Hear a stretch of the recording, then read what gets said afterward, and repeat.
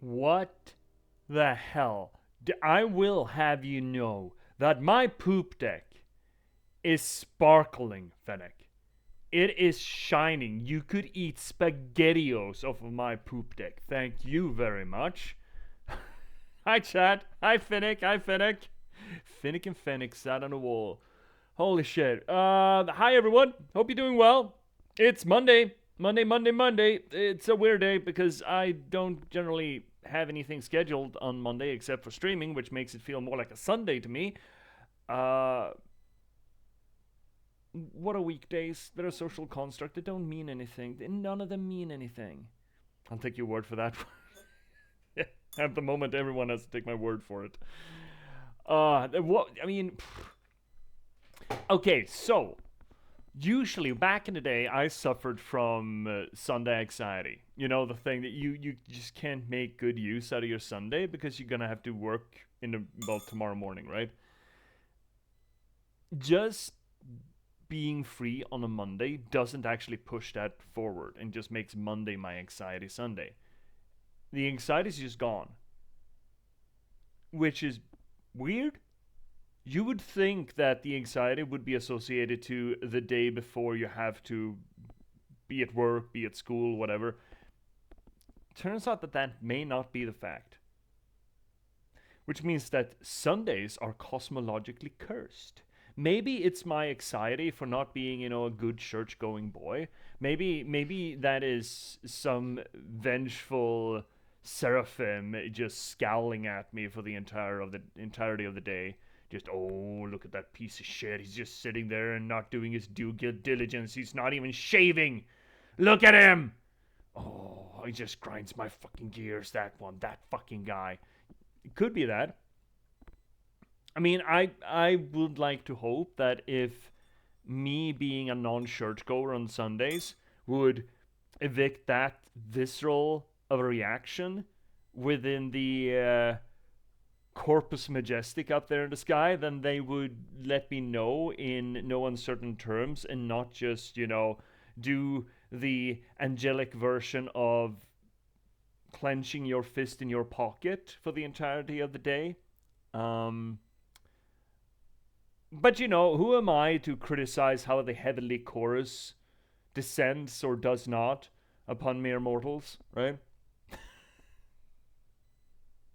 Welcome to this, whatever this is, to this here little channel, at this here little corner of the universe, the internet and all things Twitch, where we try to ignore the pent-up frustration from the angelic choir above and instead treat the games that we play to some literary criticism. That is to say that we do close reading, structuralist analysis, deconstruction, anything that we can get our hands on really to try to make sense, not so much maybe what the story of the game is, but rather how it's being told and how it functions and what its messaging is, what other frameworks it's using. You can pretty much anything that we can get our hands on, I said.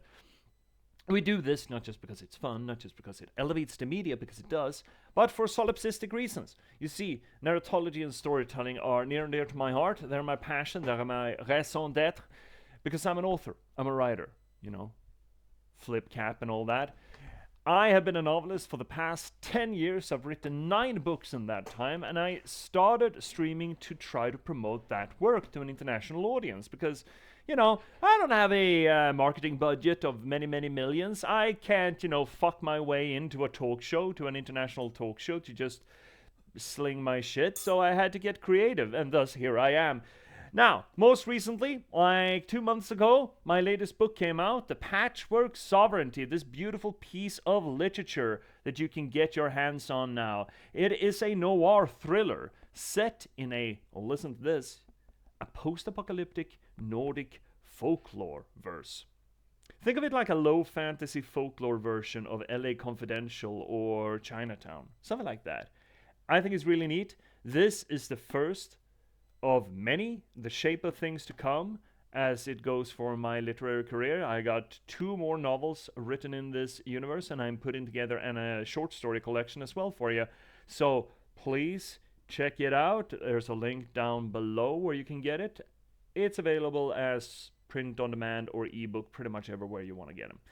If that's not your jam, or if you want to read more of my work, well, why don't you check out The Last Box instead? It's or also, for that matter, it's a cyberpunk thriller about the spontaneous eruption of sapiens in a random slug of gaming code and the people who are unfortunate enough to have to try to reconcile with that fact in a near future London. Also a rather good book, if I do say so myself. Of course, I'm biased, and you should, make up your own mind. So buy it and read it, and make up your own mind. If I'd have to compare it to anything previously made, I would put it on some sort of a wibbly wobbly curve between Neuromancer and Her. I'm actually rereading Neuromancer right now, and in parts it's better than I remember it. I read Neuromancer mid-20s, I think, and I'm realizing now that maybe I didn't have the chops to really get through it and get everything that was in there, because it is a dense read. The characters are not necessarily always very good. I still have problems with Molly, and I think my problems are valid. She's bog standard femme fatale archetype, very unfortunate. But Gibson does a few good twists and turns as far as it comes to world building vis-a-vis character interaction with the world. A little bit of what Finnick Twitch and I talked about yesterday, actually, how good world building is not just telling the readers or the viewers or the players what is around them, but rather showing how the world is meant to be contextualized through the interaction that the characters have with it. And Neuromancer does a lot of good work with that. I think The Last Box does too. So please check out The Last Box. Shouldn't go on a completely different tangent and talk about a different book when I'm trying to sell my books. Don't read Neuromancer, read Last Box, I guess. Well, it is pretty cool to look at Neuromancer and see just how many, not just set pieces or genre staples that have been taken directly from Neuromancer and put into Cyberpunk 2047? 2077? 2077. But even almost characters, even technologies, like the whole thing about some prostitutes being puppets and essentially having a chip that bypasses their cognition and loads in a predetermined program for the Johns. That is a big thing in Cyberpunk 2077. That's in Neuromancer. Neuromancer is 40 years older than Cyberpunk 2077, which is, I think, is pretty cool. There's a lot of things that I'm picking up on now in Neuromancer that I'm like, that exactly. Cyberpunk 2077 pulled that off exactly, down to a T. Anyway, what are we doing tonight? Well, we're starting something new, something spick and span, something fantastical. I have no idea what it is.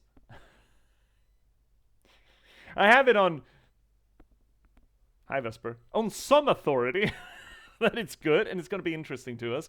And it looks interesting. I have no idea what the gameplay is. I have no idea what the story is. So, we shall be blessed with a clean-cut read of Old Man's Journey. Old Man's Journey, Wikipedia. It's released in 2017. It's developed by, let's see here, Broken Rules, both published and developed. Indie studio out of, Austria. Well, Vienna. A game collective, a creative collective in Vienna. Interesting. Founded in 2009. It has previously made And Yet It Moves, Chasing Aurora, Elo, Gibbon. Nothing that I recognize. Interesting. Cool. Do love me some indie games. So, Old Man's Journey is... genre? Do we have... No, we don't even have a genre of it. It's going to be interesting, though. Again, Vesper spoke highly of it or recommended it. I liked it too. Oh, you played it as well, Finnick? Well, allons-y vous then, I suppose. Let's get trucking. But it is fun. It's gonna be fun for me to get to interact with it completely blind. Going in completely blind, it's gonna permit us to really do proper close reading. I'm gonna try to do that with every scene, with with everything that I feel valid. I will remind everyone who's played it previously, what I know, Finnick and Vesper, that the point is not to get it right. The point is not to see through the media. The point is to examine the art as it presents itself and explore what conclusions we can find from that perception. That does not mean that it's a effort, it's a labor, it's a hunt for gotchas, like, I saw it happening, but rather to explore what our impressions are, examine those impressions, and try to trace them back to things that the piece of art did or did not do. That labor permits us to start looking at the moving parts, the pieces of a piece of media which are active and motive in our media. And the more we practice that, to be aware and awake for those motive forces in the media that we consume, the more we can critically interact with the media that we consume. Not to say criticize, but critically interact. That is to say that we can take active participants in what goes on with the media and be more aware of it, which is it's really a life skill in this our day and age, you know. It's not just art that we can interact with in this way. It's also, you know, political humbuggery and public relations platforms and, you know, all of the propaganda that we are drenched with on a daily basis. Turns out that we can practice our immunity or resistance to that bullshit by exploring media and exploring art. Yay! This has benefit to you. And me. Anyways, let's boot an old man's journey. How long is this game? That's an actual hate chat. How long was it for you? And add like 5 hours to it and see how long it will be for me. You got sound? You do not have visual. What the hell, man?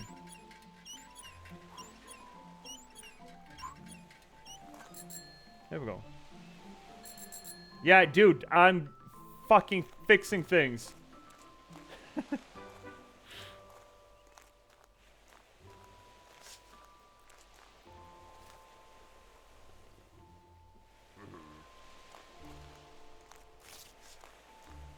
Okay. Old man Seacliff gets mail because he doesn't have a phone. Very brown envelope. Bad news. The whole under-eye twitch seems to suggest bad news.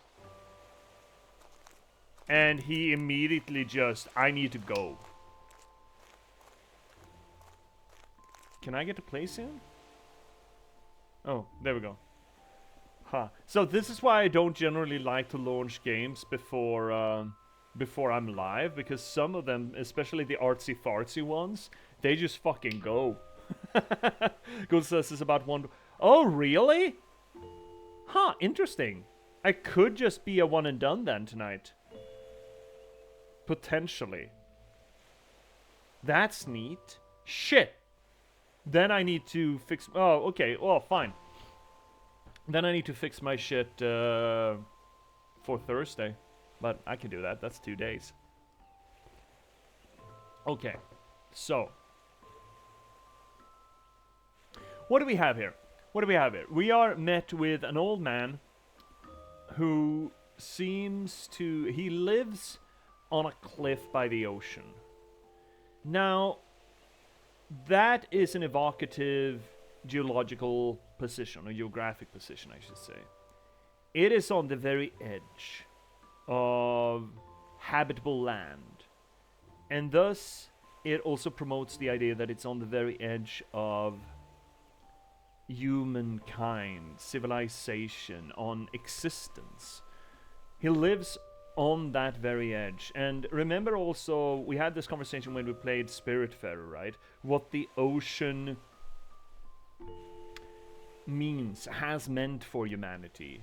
The ocean and deep water, wide waters, have for the longest time meant a threshold, a journey you don't come back from, essentially death, or at least an end, and going back to the primordial soup kind of thing. It is...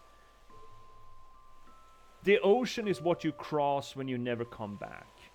And combined with the idea that this guy is an old man, as in the title, The Old Man's Journey, it evokes the idea that this is a man who has made a ramshackle house. I want to go back.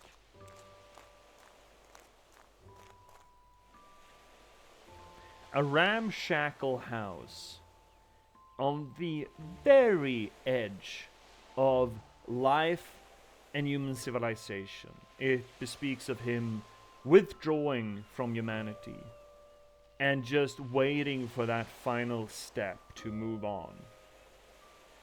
This is a man who's preparing to leave, preparing to die. And some poor fucker needs to take their bike up his lawn and deliver a letter. And the old man doesn't need to read for a long time. He just essentially takes a quick look at that letter and decides, I need to go. And thus he goes back inland. Into civilization, back into humanity. He leaves that edge on moving on, leaves that edge of passing on to reconnect for some reason with the humanity that he has left behind. Already pretty strong messaging in just 2 minutes of what we're shown here. I would like to give tonight's big ups to that cactus that is meant to survive in this humid seaside wind. That is not the only cactus on display. Does he only have cactuses or cacti? That's another cactus. That's a cactus. That's agave. That's kind of cactus. That's a cactus. This guy's just big cactus fan. Do you really have cactus on the outside? In the outdoors? When you live this close to an ocean? I don't think you do, generally. Can I go down here?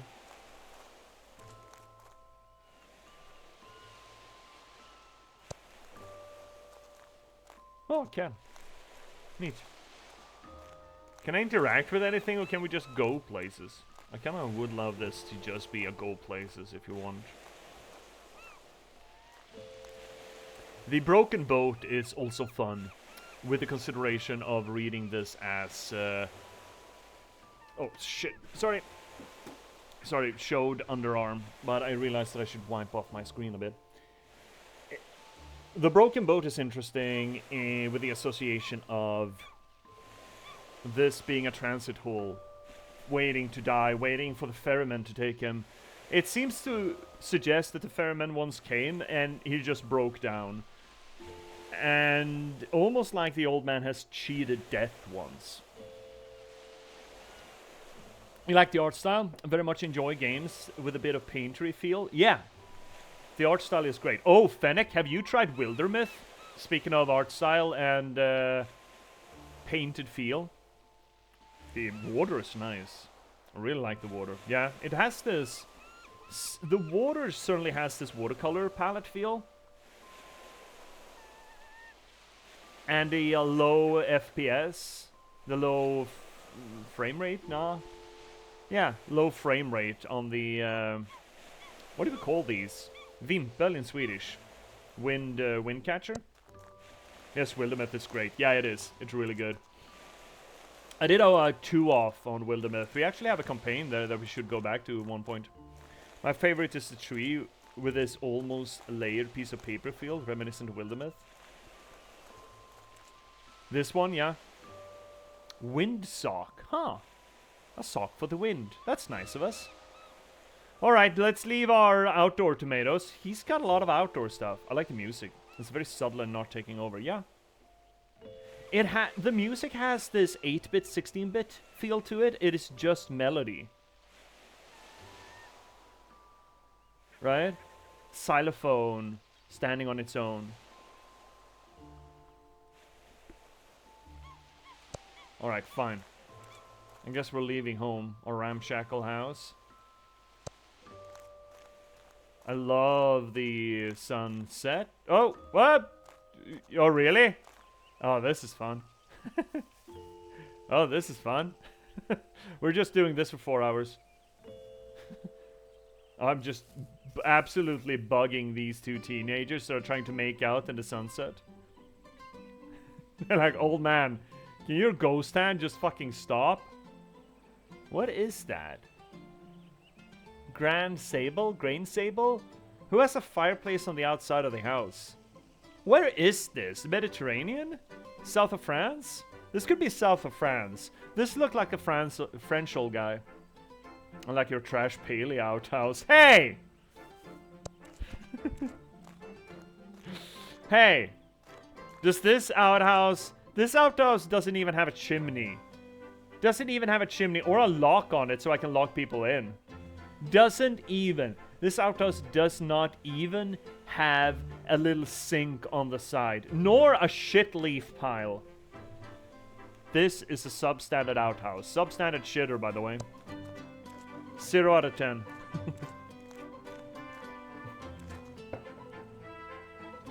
Okay, so the music's getting adventurous. Discordant?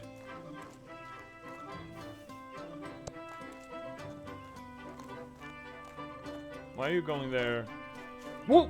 Okay. Is that how hills work? Okay, apparently that's how hills work these days. Why can't I rub everything? Can I rub the teenagers?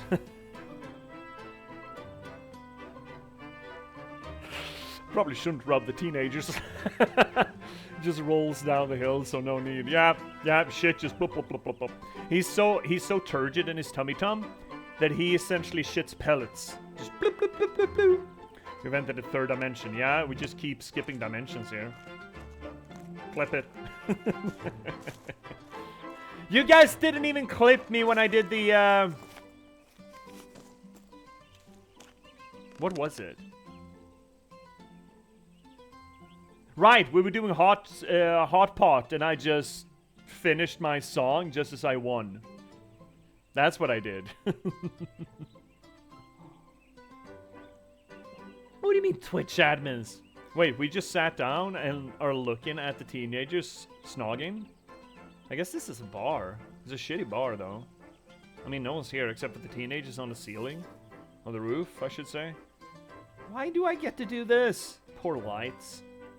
I'm just rubbing your paper lantern here. Just rub, rub, rub. Rub, rub, rub, rub, rub, rub, rub, rub, rub, rub, rub, rub, rub, rub, rub, rub, rub, rub. Can I rub the man? No, I can't.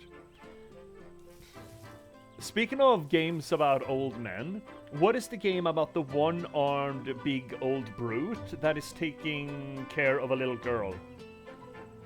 Trying to keep cannibals from eating a little girl? What's the name of that game? Yeah, right, I was singing the Ultimate Showdown of Ultimate Destiny, just finished the verse right as I won Hotbot. Why has no one clipped that? Man.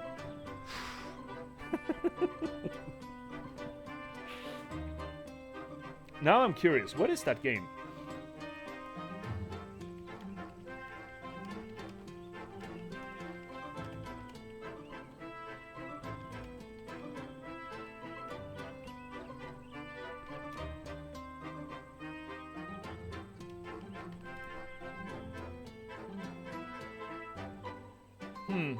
Can't find it. Do you know what I'm talking about? Oh well. So you didn't get far until you had to sit down and take a rest? Wait, I can't go? Oh, I need to listen to these guys? Okay. No. Why are you looking at the teenagers? Fucking Santa Claus looking motherfucker. Oh, you're remembering when you were young and in love. Yeah, it makes sense. Look at her. Old sailor. Are you drinking red wine with sherry on the edge?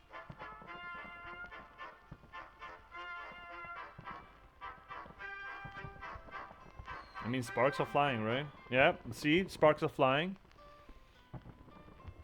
Notice how she is lit up like no one else.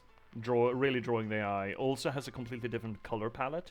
Not completely different, she's still white, but the red hair is real dashing, right? It really pops on the screen. And then a young old man in the foreground having the swank swivel of his hair and the sideburns that just screams debonair, right? Sailor to boot. Meaning that he is no stranger to just up and leaving. Oi, oi, sailor. Hi, sea. Welcome in. Oh. Do do do do do do do do do. Do do do do do do do. What does this melody remind me of?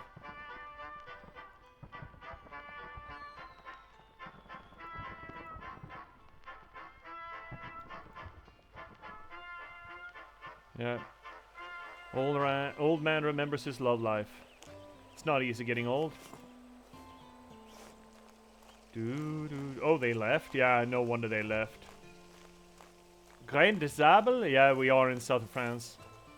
Or north of France, for that matter, I guess. Truck. Yeah, French.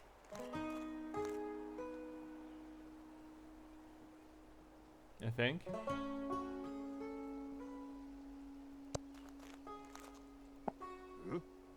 Wait, now he can't jump? Can't skippies?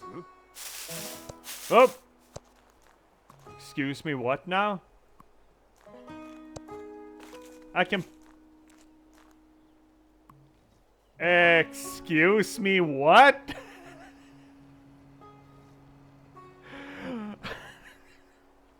Look, jiggle physics are gone too far. Now we can start jiggling hillsides.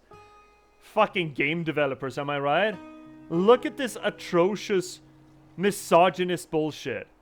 Boing, boing, boing. Fucking jiggle physics. We can make the juniper, the poplar jiggle. look at this tree.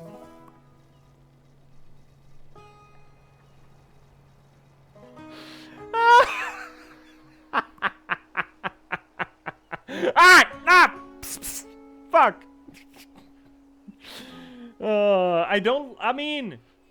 I don't like artificial jiggly bumps because it feels pandering to me, and it's even got a boink sound effect. Holy shit.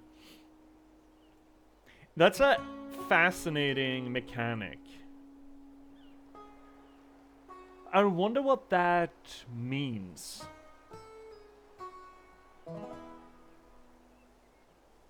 It's a strange mechanic, I've never seen that before, and thus, it seems to suggest to me that it actually has narrative weight to it.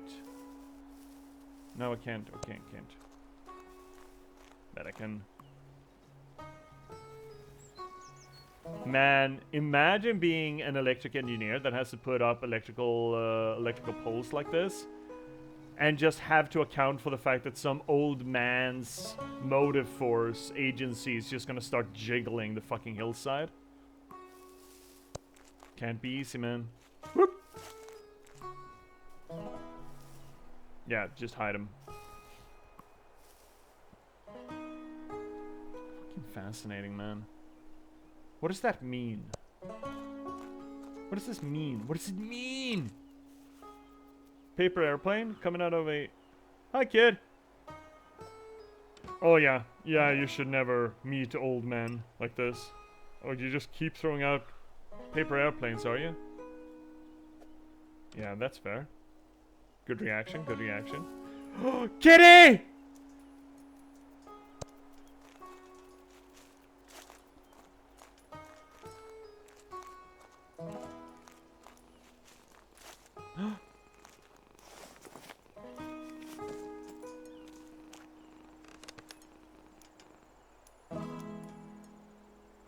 Oh, he gave me some toxoplasmosis for my issue, for my problem, for my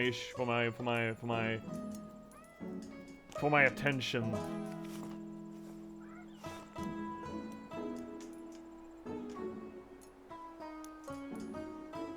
Kitty would make a fine addition to the cuddle puddle. Just a slab of red on top. What can I tug? I can tug you. I can get up on the ceiling by doing that. What is this? Why? What's the logic here? There doesn't have to be logic, obviously, but it feels like it's such a unique mechanic.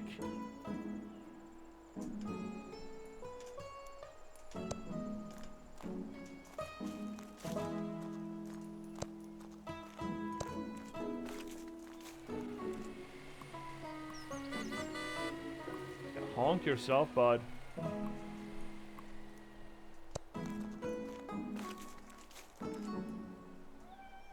Whee! Kitty just fucking off. Can I not knocky?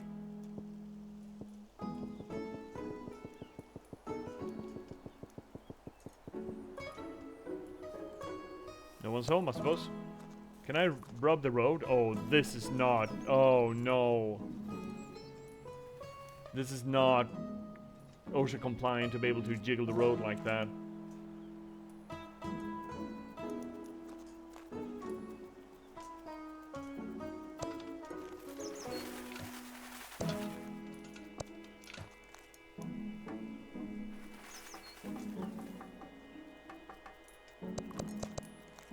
Wait, I'm supposed to be able. Oh no, God!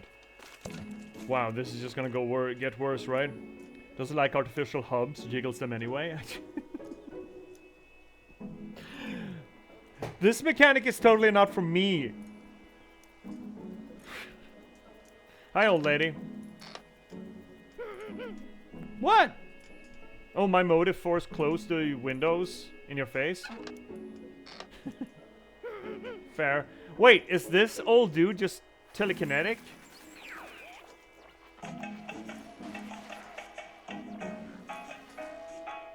I think this guy's just telekinetic.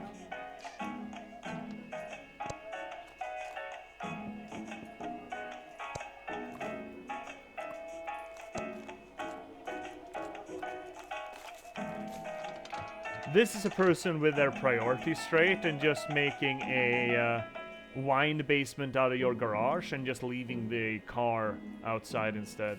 That is a person with their priorities on straight.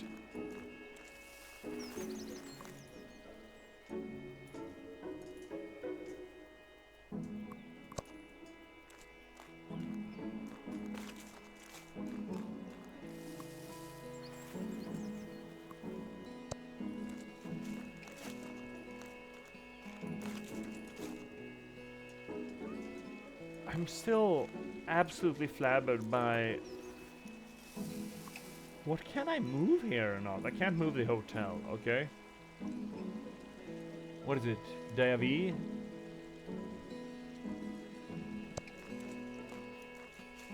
Is this Magneto? He seems to be able to move other things than just metal, though. He can move wood.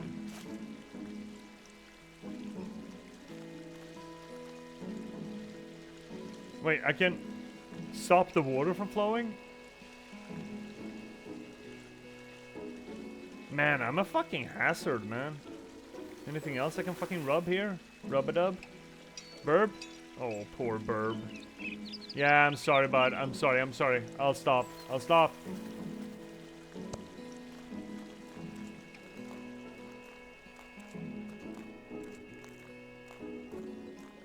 Yeah, I'm thinking southern Spain. Oh, big dog. I want to pet the dog.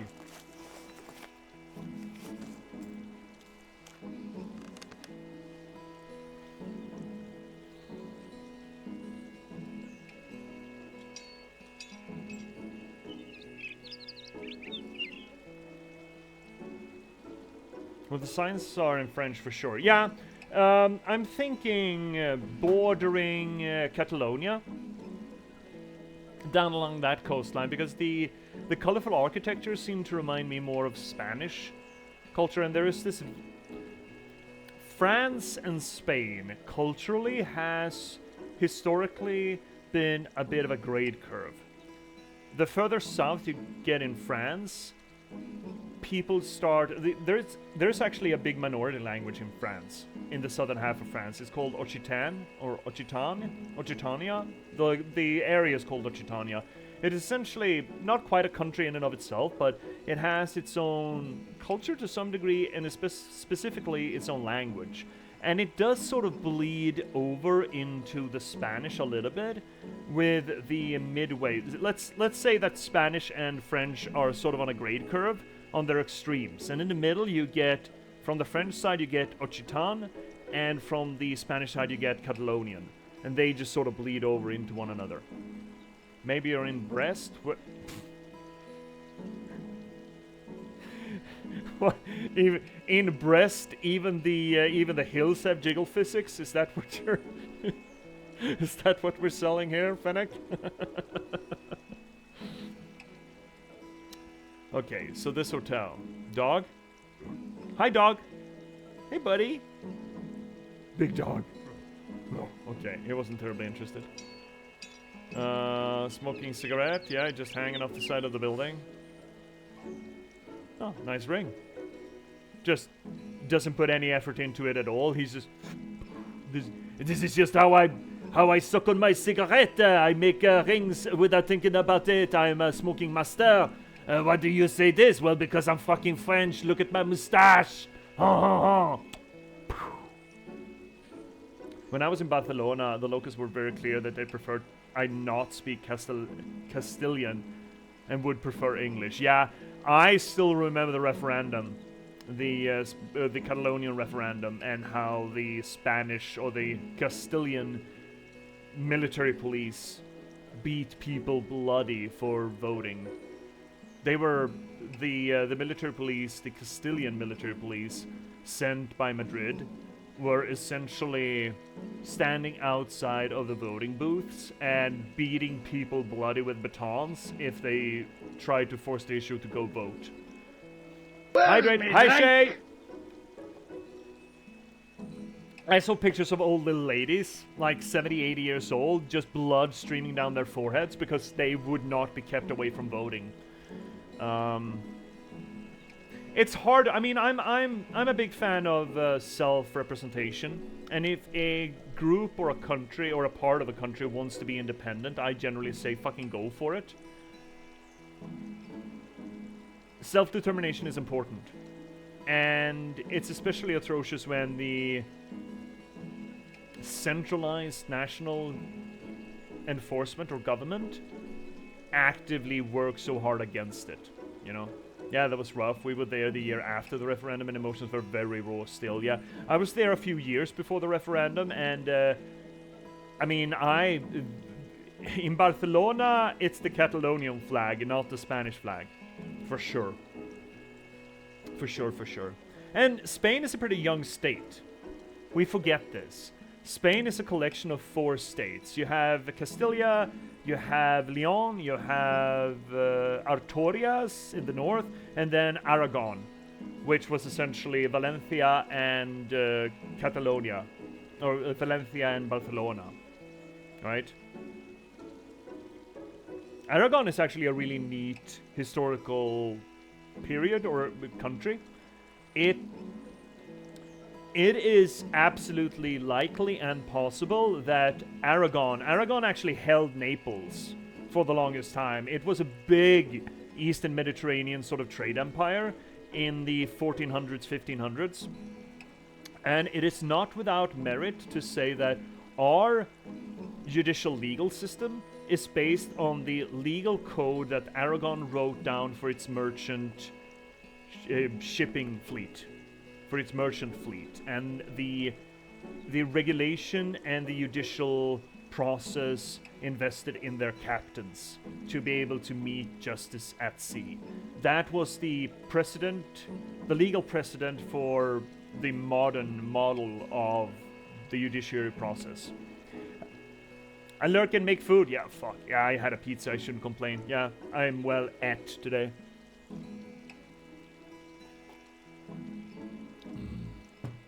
But I'm arguing south of France, considering they have like fruit trees and tomatoes on the outside of buildings. Hey, buddy. No? Oh. Oh, Bella Bambina. Hello there. Oh, what kind of memory is that gonna trigger for you? Yeah, you just stroke your beard and remember, I feel that, man. He's got that same hairline as I do. My hair is not quite as white quite yet, though. Yeah, you also had a surfer van. Went on seaside holidays with your bae. Okay, I would never dare to put my wine bottle this close to the edge on a bowed roof of a car. But I guess he just likes living on the edge, right?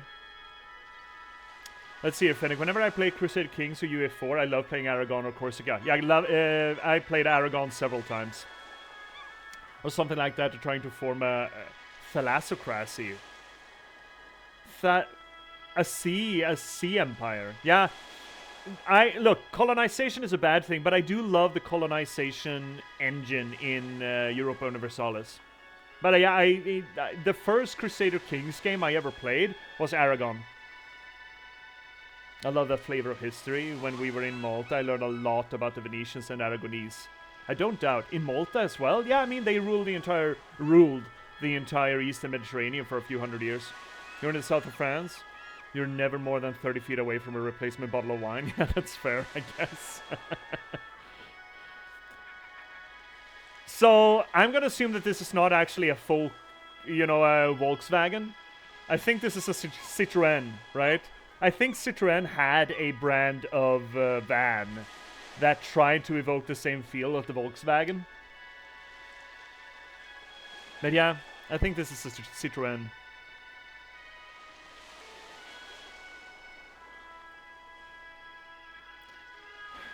Fuck, I'm getting nostalgic from this fucking picture. And I've never been on a surfer, camper, van holiday with my bae.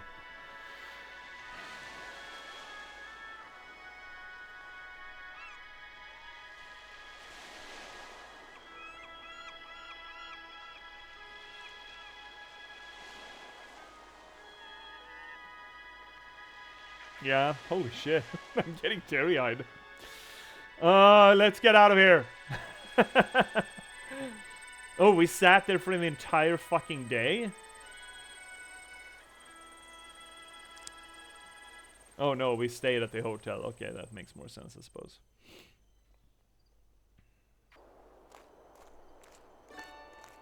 Okay, we're down the road instead. What can we jiggle now?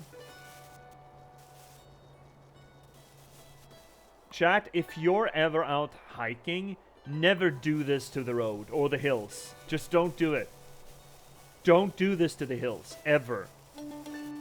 You have no idea how much the earthworms hate it. Ooh, I like that guitar. Woo, woo, woo. Oh, Jesus Christ. Look what we're doing to the hill! Oh, poor hill! We're ripping out of the goddamn dirt! Oh, no.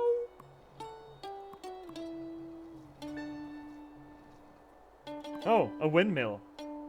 Don Quixote territory? Skippy. You're not my jiggle arbiter. Okay, jiggle arbiter. I have no idea what... I don't know what to do vis-a-vis for this channel. Maybe we should rename the moderator role to Jiggle Arbiter. Vesper, would you like to be my Jiggle Arbiter instead of my moderator? That is a very good word. That is a very good term. I like that. Jiggle Arbiter.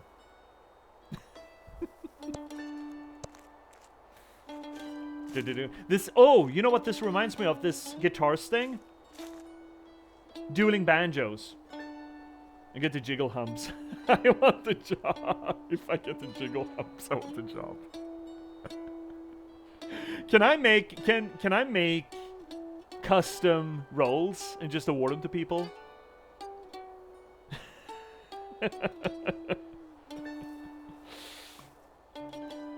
But where do I want to go? I don't even know where I want to go. Down this road, I suppose.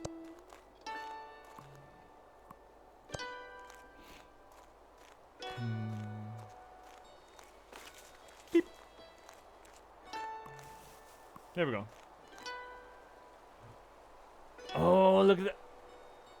That is the weirdest hobo couple I've ever seen. A proper hobo, and then what, a prep school teacher? I don't know. Holy shit. When did the first aid kit start doing the music for this? I need the soundtrack.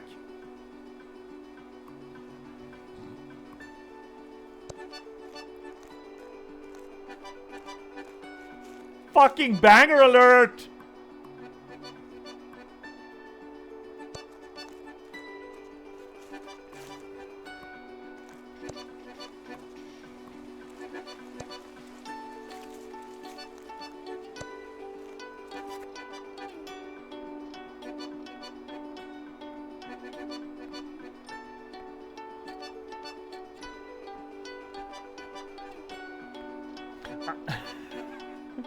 That's an ideal bindle. Yeah, it's a very good bindle. Man, I would love to... Okay, so, as you may know, I'm not a terribly religious person. But I would actually love to do some of these, you know, walking trail pilgrimages along the southeastern Mediterranean coast. I would love to do that one of these days. Just take like a month and just walk, you know?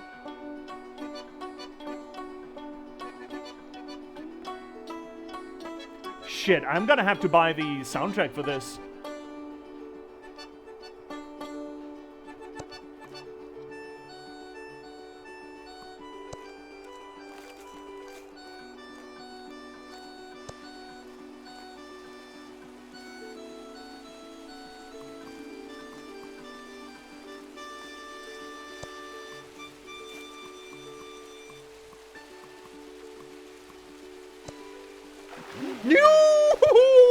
Fuck shit! Oh, my hip! I fucked my hip up! No! My hip's so fucked! Marjorie! Marjorie! I don't think this is the prescribed way to get down a hill if you're gazillion and 5 years old.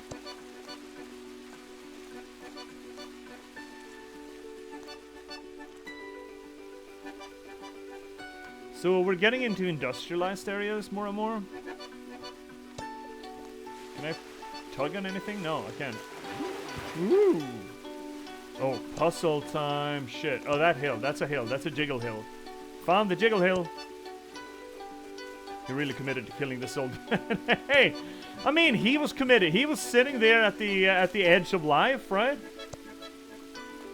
Until he got a letter.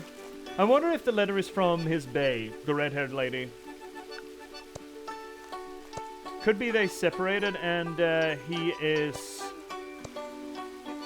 he's there to see her off on her deathbed or something.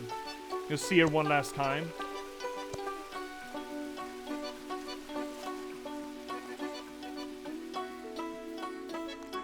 Wait, you're craning a barge?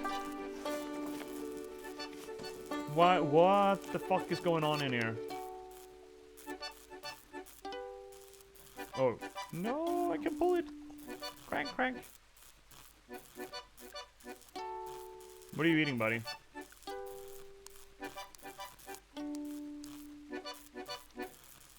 Yeah, we just came over there on the Spanish side. Oh, welder lady. Fuck yes, let's go. I think.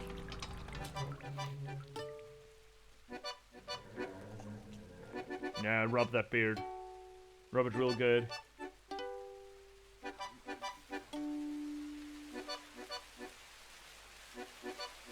What instrument is that? Is that a hurdy-gurdy? I think it's a harmonica. What do you call it? A is it harmonica? A harmonica is also this one. I know that, but Don't you also call that a harmonica? So he gave her a boat, and she does not look terribly pleased. Oh shit. Is this a... Oh, what's the song that plays in the second Guardians of the Galaxy movie? Tandy, Sandy, you're a fine girl. What a good wife you would be. But my love and my lady is always the sea. Accordion, there we go. Thank you. I think it's an accordion. Brandy, Brandy, you're a fine girl. What a good wife you would be. Let's actually take a look at that lyric. Lyrics.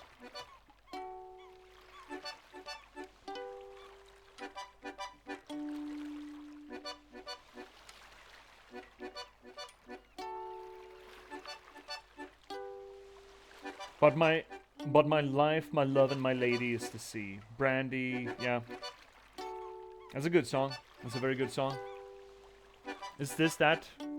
By Looking Glass, I believe? Is that Looking Glass? Yeah, Looking Glass. That's correct. This is a good fucking song, bruv. She does not seem pleased. And is the idea here that he loved her, but he used to be a sailor, right? That's how he met her. And he left the Navy, supposedly, to be with her, but he just couldn't leave the sea. Sort of an old man in the sea vibe to that. And he tries to get her on board for the ocean as well, and she will not have it. He even tries to give her a little boat. And she's not impressed. So torn between two loves in his life.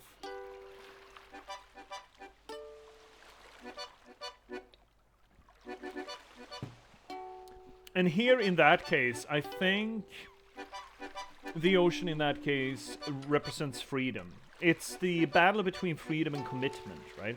Commitment to one other person and the desire for the freedom of the waves. And he tries to make both of them function, both of them go together. Which, you know, to some extent, that's not an impossible combination to make, right? If he could make her love that freedom as well, sure, they could share in that. But if she won't, I see the hint of a scowl there, and the whole, you know, hands on the top of her hips certainly seems to evoke the feeling, the body language of, you goddamn idiot.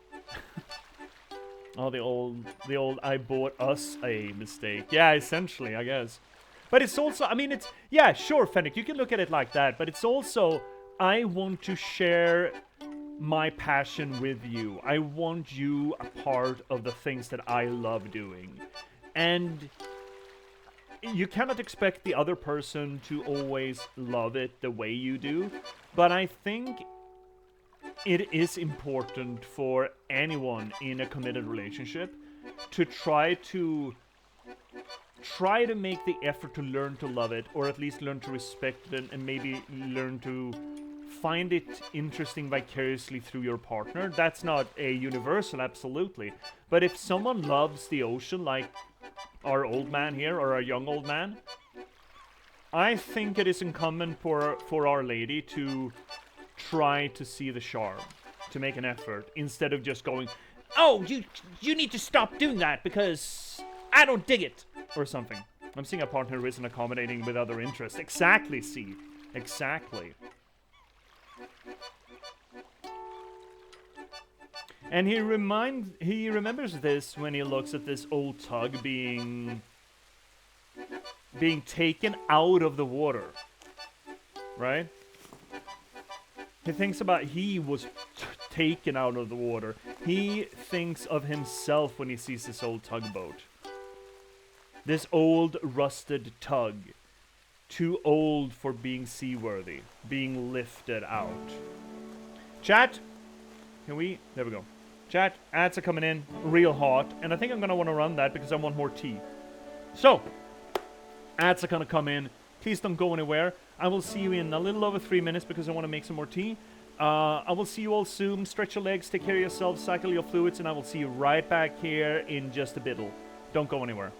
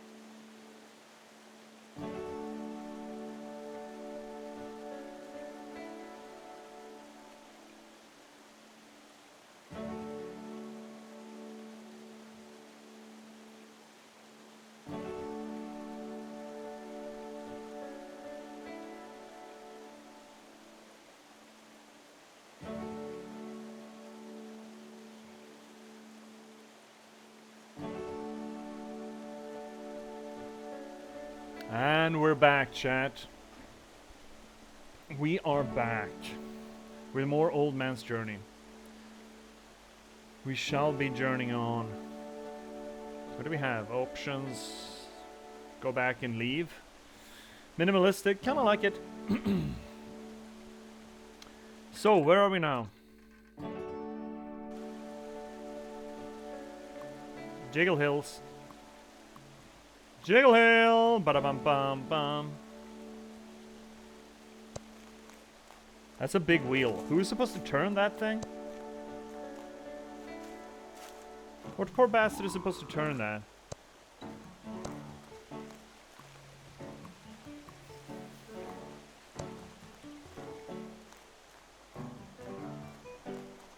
Okay, here's a read on why we should, or why we are able to move the terrain. Oh, frogs! Frogs! Oh, it's the Budweiser frogs. Bud. Wise Bud. Wise Bud. Wise Bud. Wise Bud. Right, distracted. Imagine this game, or this setup, in a book. An old man waiting in his winter days. Just waiting by the sea, waiting for Caron to come and take him, come and claim him. And he gets a message, he gets a letter.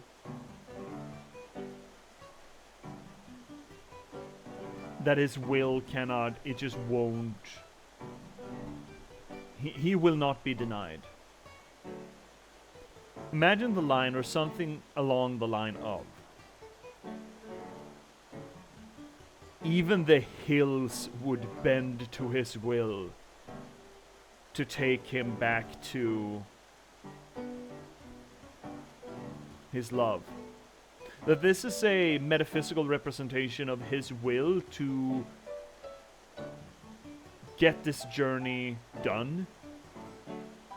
Is a will enough to bend the mountains. Now, generally, that means that his will is so ironclad that the terrain just won't stop him. But taking that in a literal context, like they're doing here, is a powerful metaphor, telling us thus how much this man wants to move,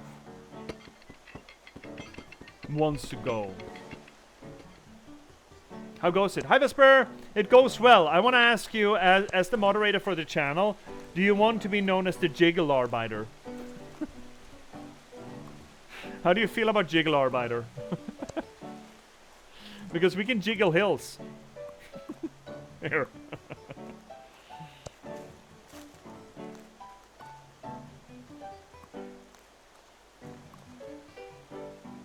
There are limits to how much I can jiggle here. Are we supposed to slide down here? Whee! Yes, apparently we were. It goes well. I'm really liking this. I think I need to get the soundtrack for it. Oh, cute little boat. Can I? I can. Oh, come on.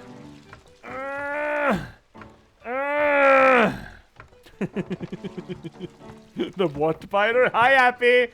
The Jiggle Arbiter.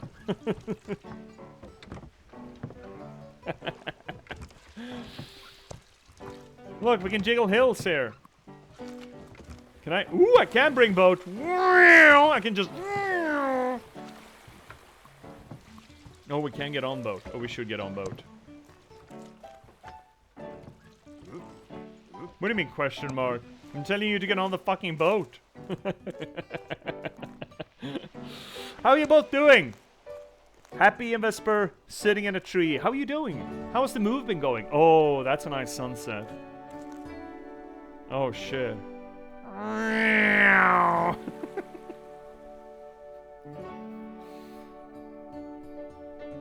That is a nice sunset.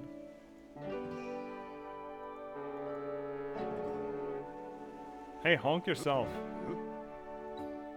Boing, boing, boing, boing, boing, boing, boing, boing, boing,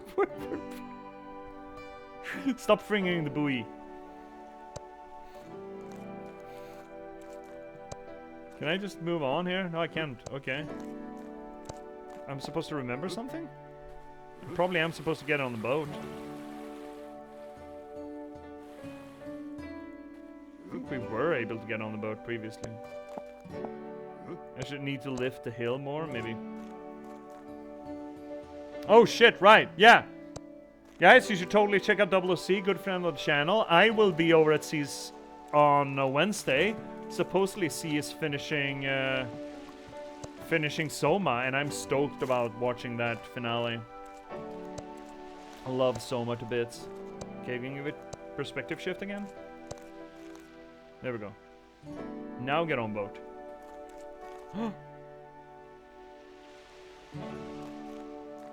Get on boat. Yes! He's on the boat!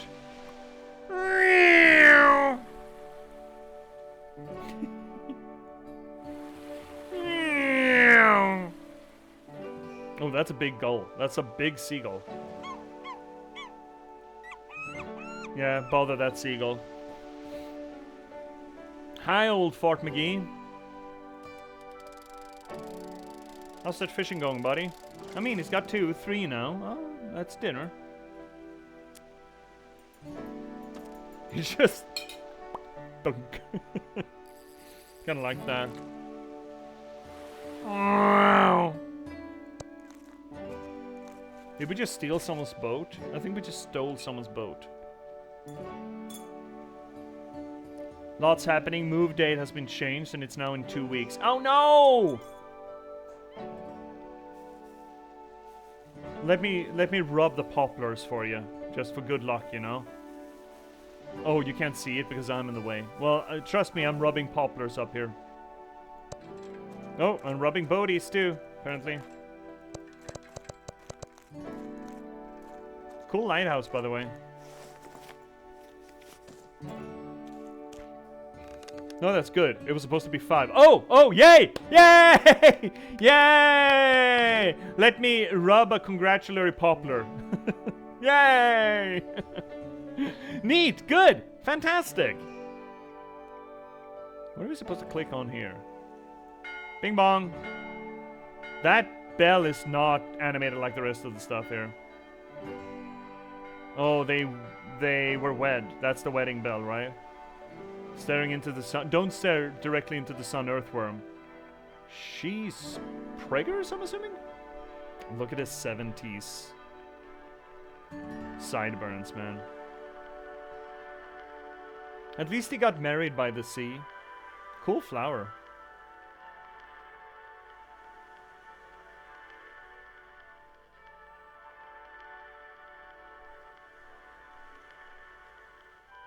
Let's see, Vesper. Basically, my boss is being, well, you know how bosses are, so I was like, screw you, grace period. I'm doing just my required notice. Fuck yes, let's go. Someone decided after I decided to be impulsive and visit her during a damn storm to be impulsive herself. Yeah, just stacking that impulsiveness. Just. I was saying to V the other day that I actually only met my husband like 3 times in person before I moved myself in. Oh, holy shit. And here we are 13 years later, yeah. This is like a Jenga tower, a Jenga tower of impulsivity. That's a horrendous visualization there. So yeah, they married. So he gave up the sea then, supposedly. He's still on shore. He's close to the sea, and notice that he's facing the sea. She has her back turned to the sea. He's facing it. He's focused on her, but he cannot turn his back on the ocean.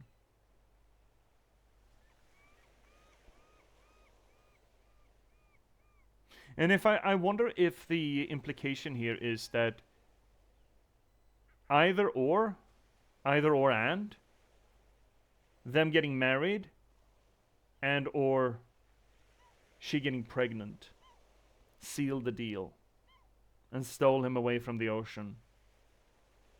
Landlocked him. Game looks super cute. It is super cute. The music happy. Oh my god, the music is fantastic.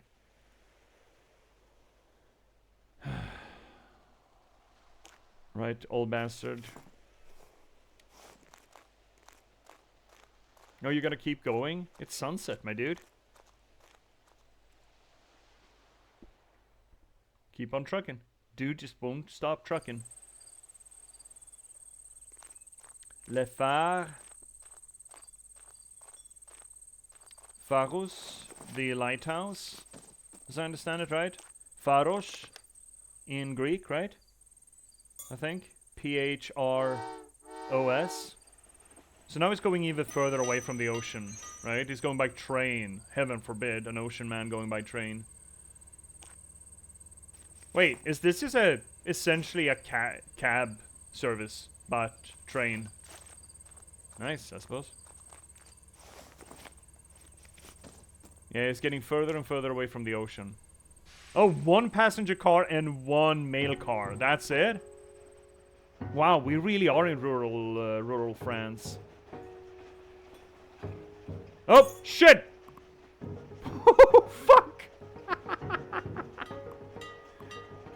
Ooh-wee! Ah, fuck it! No, shit! No! Up!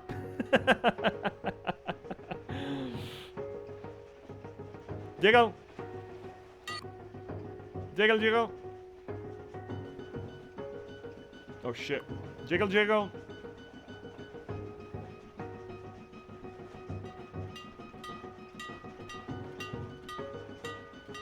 Jiggle!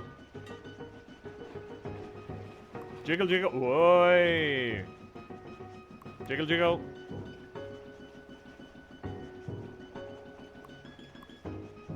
There's some urgency to this, right? This music. You need to hurry? Or you are hurrying, you're going faster at least.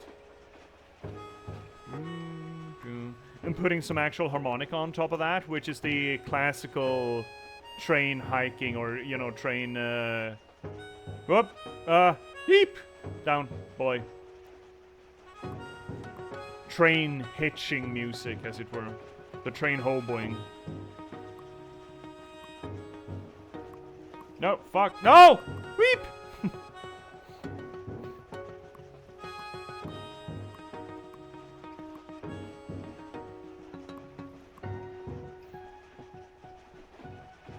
Man, this old guy, he could really turn a profit if he managed to bottle his willpower to just change the terrain like this. Is this essentially what would be if people had the power of terrain manipulation that you have in City Builders? Or Transport Tycoon? Nope. Yeah, but you better... No! Ah! Fuck! No! I'm sorry! At least we didn't crash. At least there's no failure state. It's not a real... Wait, what? There we go. There we are. There we are. Sort of. Come on. Snap. No! Wrong snap. Get up. There we go.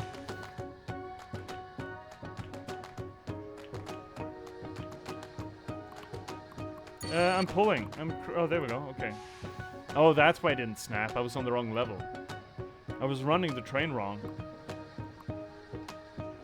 Why are you... Oh, shit. Did I pick the... I picked the high road. I suppose that's good. I think.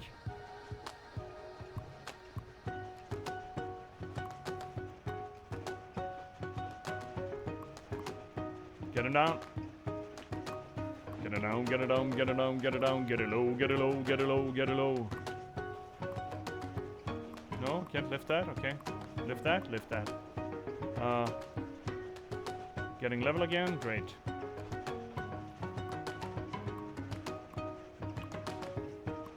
There aren't any secrets in this game, surely. They wouldn't do that to us.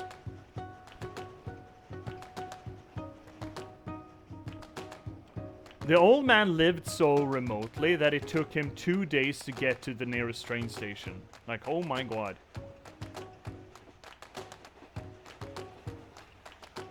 That teddy bear seems to have the time of his life. Woo! Kane. Back. Back. Back. Lady. Beep, beep, beep, beep. I'm bothering the lady. I'm picking her ear. I'm picking her ear, sees. Hey, what are you reading? Hey, hey, hey, hey. Oh, I killed him. Shot him in the head. Yeah, someone's gonna reminisce about the kid, right? Oh, red-haired kid, too. And he's trying to share his love of boats with her.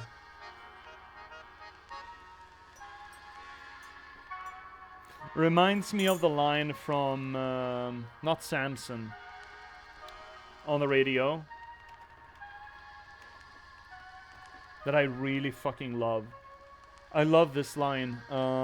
Let me pick it up. Let me bring it up. It's the, I don't fucking care. It's the Regina Spektor song. This is how it works. You peer inside yourself. You take the things you like and try to love the things you took. And then you take that love you made and you stick it into someone else's heart, pumping someone else's blood. Right? I fucking love those lines. I love them so much. So all the things that you care about, all the things that mean love Regina Spektor. Yeah, me too, Fennec. She's done some real fucking bangers. Well, mostly I know that one and Samson are really near and dear to my heart. But that line, that idea of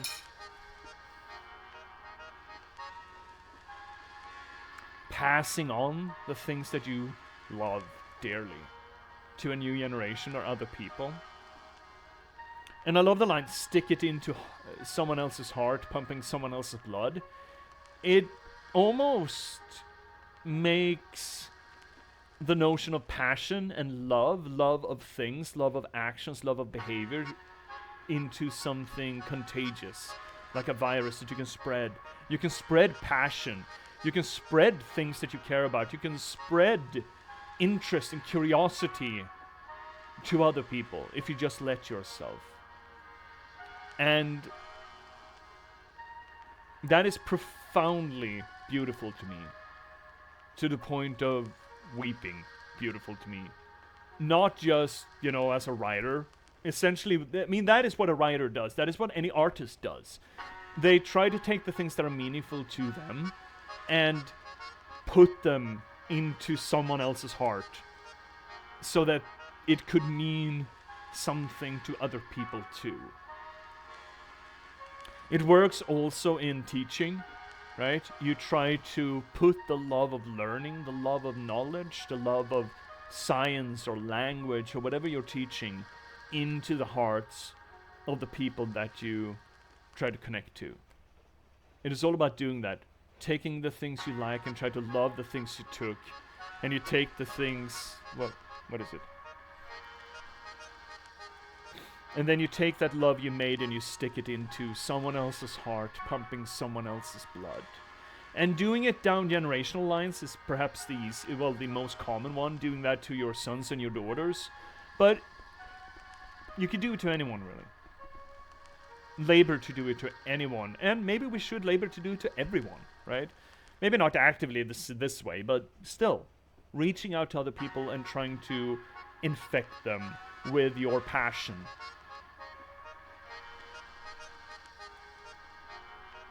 And he's doing it. He's doing his best. Just make sure you ask first before you start shoving things in other people. Consent is important. Rochero. Rochero. Can we get a translation of that? Mountains now, right? As far away from the ocean as he can be. Those are sort of the terrain opposites, right? The ocean and the mountains.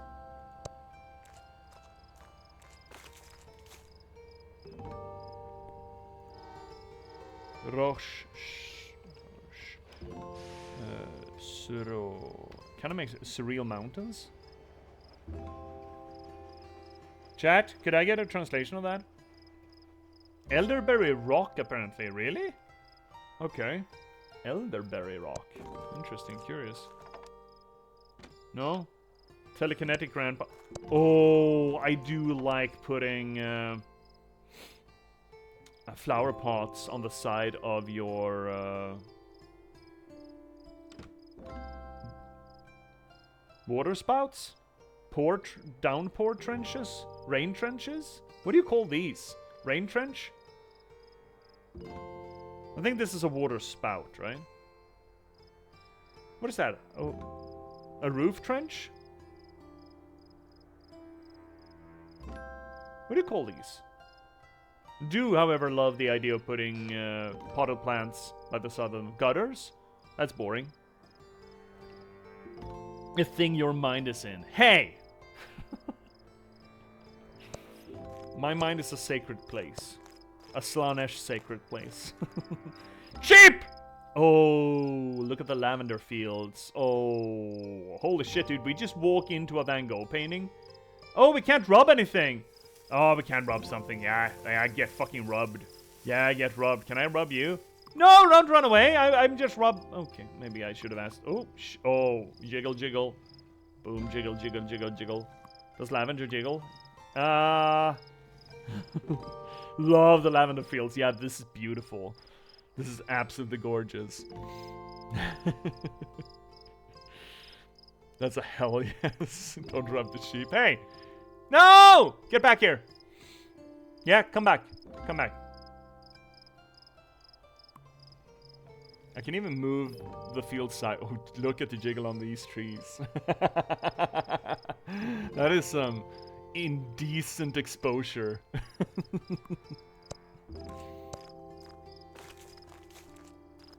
Hi, cheap. So this is also the end station. Notice that. Everyone else has gotten off the train, and this is the actual end station. We're going to the... Are we going up in the heathers? Guys, fuck off. Fucking sheep standing in the way of me. Yeah, pop along, buddy bud. Jog on, motherfuckers. Look at that sky. What do we call it? Now! Fuck off! What do we call it? An unburdened sky. Can we get across here? No.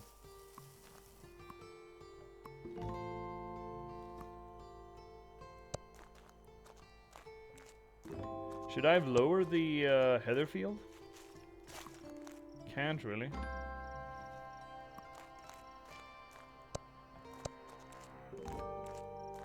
Oh, I know. Guys, fuck off. There we go.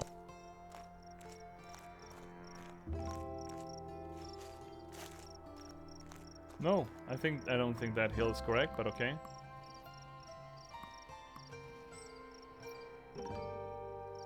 Again, I really like the interpretation here that his is a will to cross country that will make the hills move for him. I love that. Not even the mountains can stand in his way. Those are very tiny boats. Rub. Rubber rub. Oh, big ship. Biggest shippers.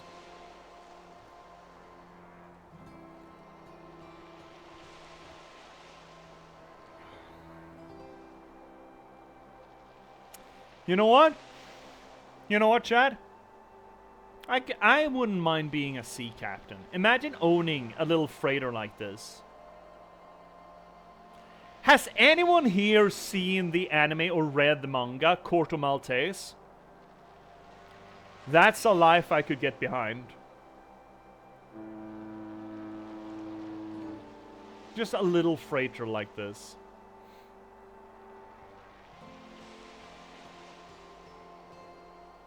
There actually, I saw one of those upstate at my mom's place. She lives by the ocean, and there's a little wharf.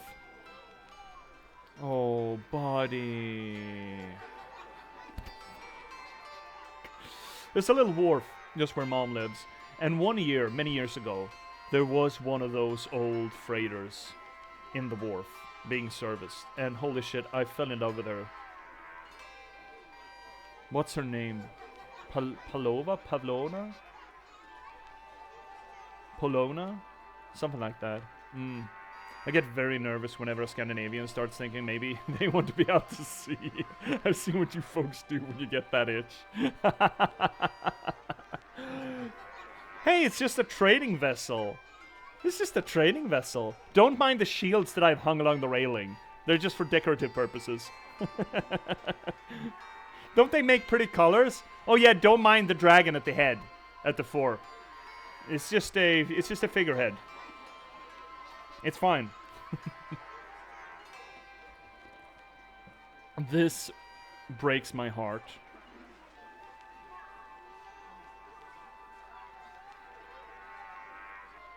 This breaks my fucking heart, man. Notice how we haven't seen the wife since the kid got into the picture. It's all about her now, right? It's the Californication dilemma. When your little girl enters your life, then she immediately becomes the love of yours, right? It's all about her. I love that line. Fuck, I need to rewatch Californication. Some of those seasons are really fucking good. It's all about her. It really is going full Brandy, yeah. This is so heart-wrenching. And look at her eyes. Look at both of their eyes. She just wants him present with her, and he just can't tear himself away from the love of the ocean, love of freedom, love of the sea.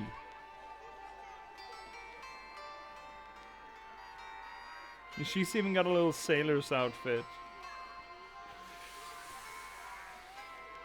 Oof. Fuck. Shit.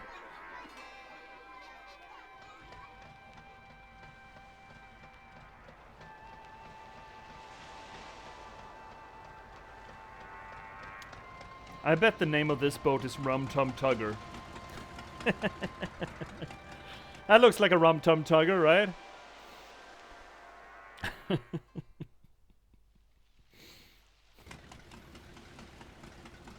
Oh, storm? Or just sunset? It sounds like the Dredge ship. We should probably play Dredge on stream.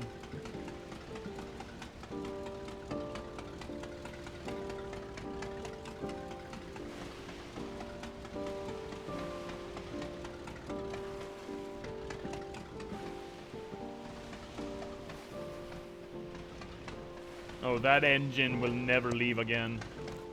That was the last trip for that engine. Hoop.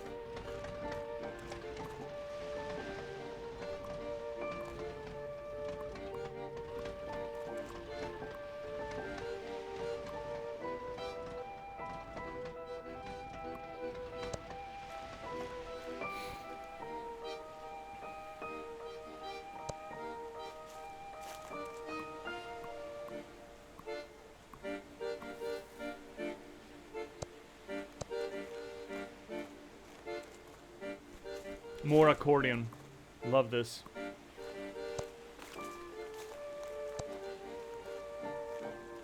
My ex tried to learn how to play the accordion. I think she sort of gave it up for the piano eventually, but oh shit. Okay, I see it. Here comes the darkness just as we get the sad bits. Yeah, imagine that. The trauma is about to come, chat. We're about to get trauma dumped by an old man, by an old white boomer is about to trauma dump on us. Beware.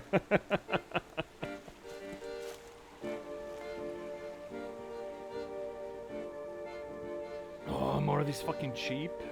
The cheapies.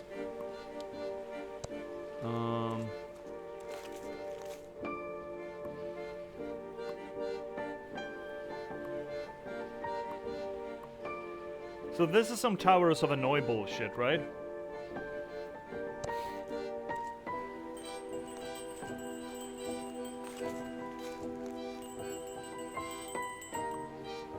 Now they're locked away. Great. Got rid of those fuckers. Can we... No. Maybe. No.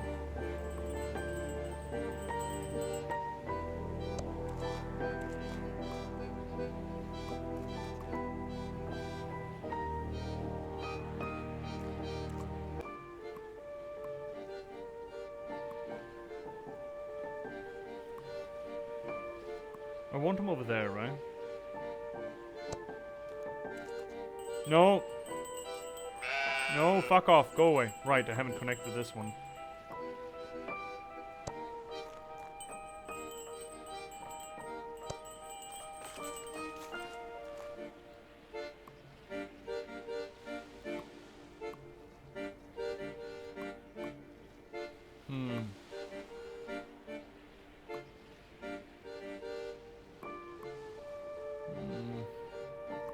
Okay, how do I do this?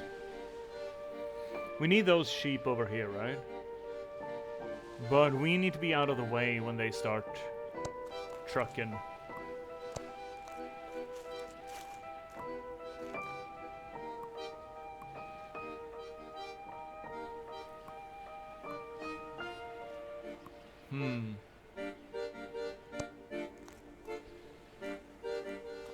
Maybe I should get... Oh, you know what I maybe should?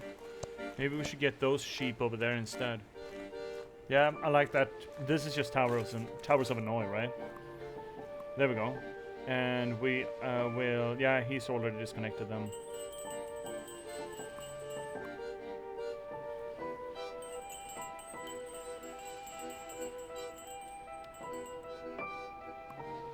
Now we can just send these guys over there. I think. Yeah, we can.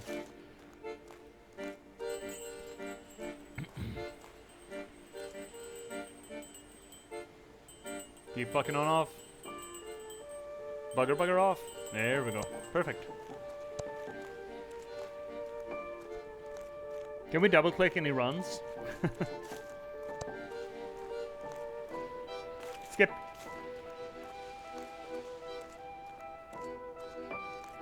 Skip.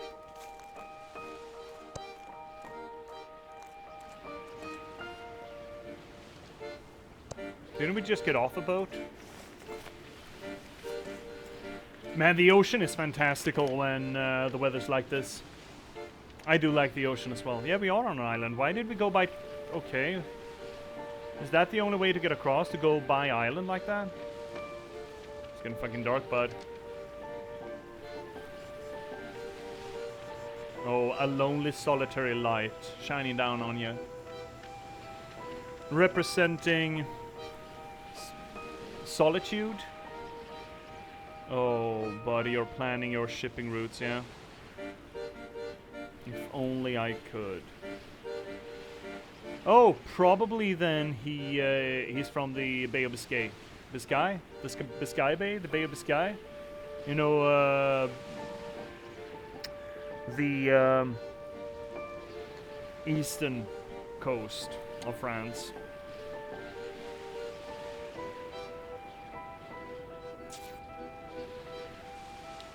Empty bottle spilt over, a lot of cigarettes. He's just obsessing now, right? Down in Bordeaux, yeah. There we go, yeah. Now it's just obsessing. Spending nights after nights, just smoking cigarettes after cigarettes, just planning and imagining his shipping trips, sailing trips. No child or wife there. Listening in the notion that he's closed in on himself, isolated in on himself.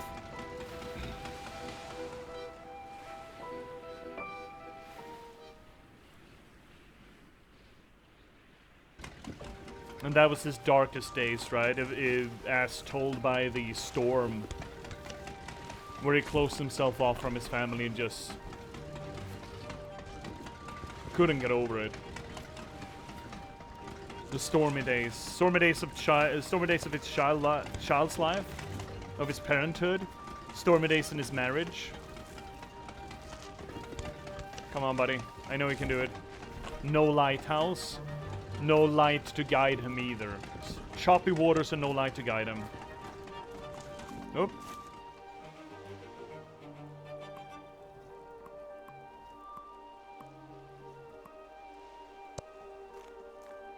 He was in the boat in his memory as well. The screen was swaying back and forth. I kind of doubt it. Fennec, if he was obsessing about where he would go if he was on a boat, he probably wasn't on the boat. I think it is more a depiction of the storminess of his life at that point, rather than him actually being on a boat. Because there's no need for you to obsess if you are actually on the thing that you're obsessing about. So I think the idea there is instead to look at it as... Come on, buddy. No?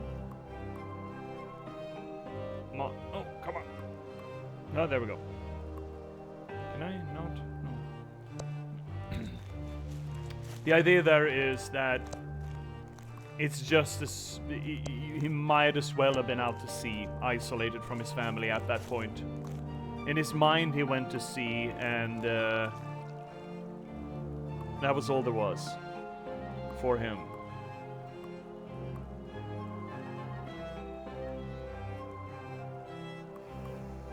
Oh, come on. Oh, jiggle, jiggle, jiggle, jiggle, jiggle. Dead trees, yeah. This is the shittiest part of his life.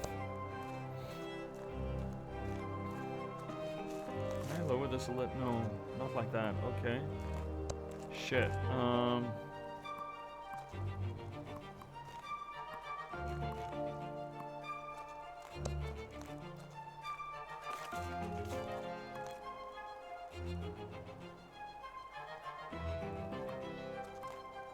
That can't... Oh, there we go. That's the connection.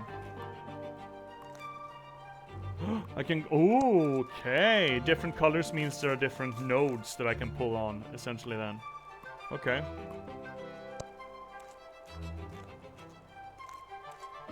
What is that? What kind of rune bullshit is that? Here's one, too. Curious. Kind of feels like we've left Spain or France, though. Oh, there's a full one. A whole one. Oh, ah, fuck! No, stop rolling. Oh, I don't think that's good. Oh, no! Did we honk it? We want to break the wall, right?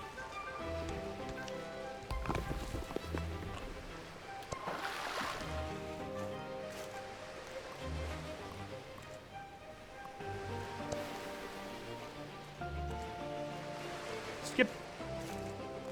Slight accidental yeeting. So, as it turns out, old rock walls like this, they are, at least in Sweden, they are tremendously protected by a bunch of different laws, or cultural preservation laws, and environmental preservation laws. Because it turns out that they are great hideouts for a bunch of little critters. And the fact is, when you have an old rock wall like this, an old stone wall, you cannot recreate it. You cannot recreate all the moss, all the little ecosystems that have been put in place there. So whenever you're doing civil engineering, those stone walls are anathema. You just cannot touch them. You can't do fuck all with them. Which I appreciate, I mean, for a conservationist standpoint, an environmentalist standpoint. Is this really where we're going? Yes, apparently.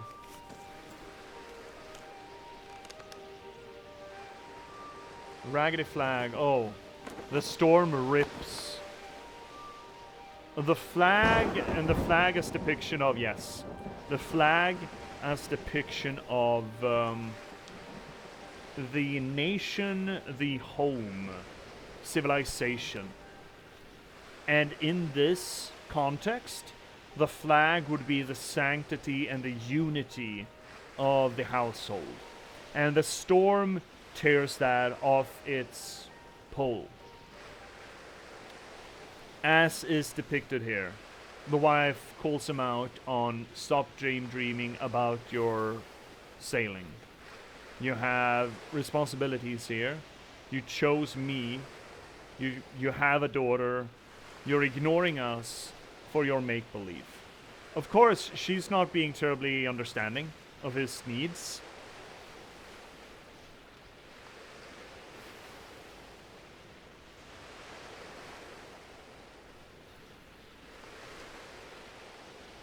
Still, we saw his little girl trying desperately to tug him back into his life. And look at her. She is still sort of wearing a kind of sailor-themed outfit with a little V-ring there, and holding the boat. His passions are still hers. Could still become hers. He has not alienated himself completely from his daughter yet.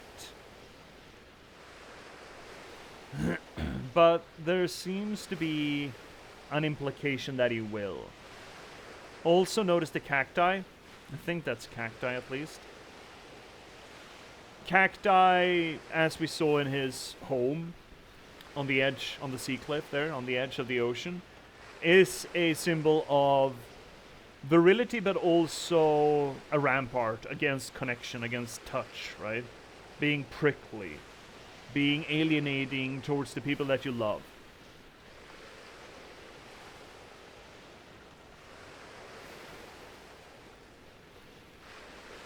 And the single beam of light shines down upon his singular interest. His voyage. Which his wife from the dark is attacking and accusing him about.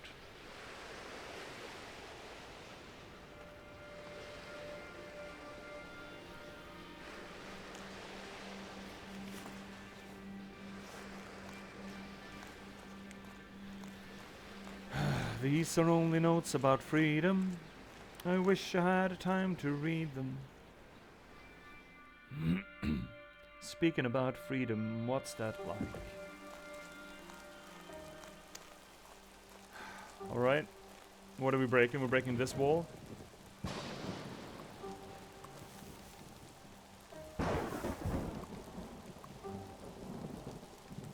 That's how we get it.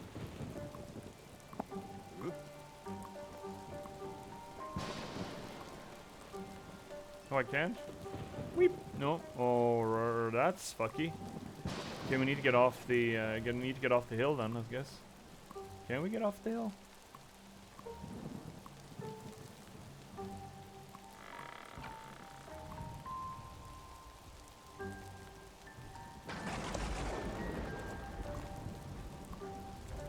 Can we just knock on it on our own? And buy a onesies? No. Which means we need to get off the hill. But I don't know how we're getting off the hill.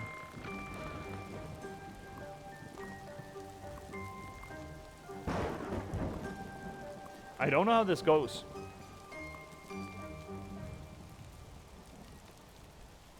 We can't get this thing moving while we're standing on this slab, and we can't get any of the other slabs to connect to it.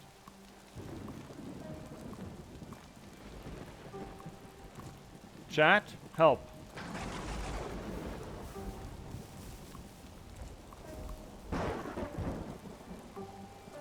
I don't see the line.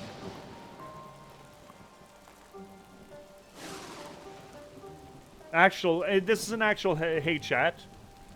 I just don't see the line. So demanding. I am. What's the issue? I need to get this penny, roll off the hill, get onto this one, roll back, and crush the rock wall, I'm thinking.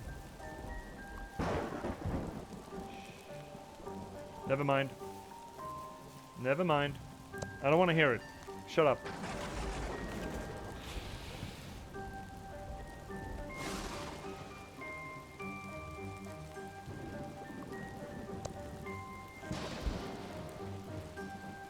That's not gonna be enough, is it?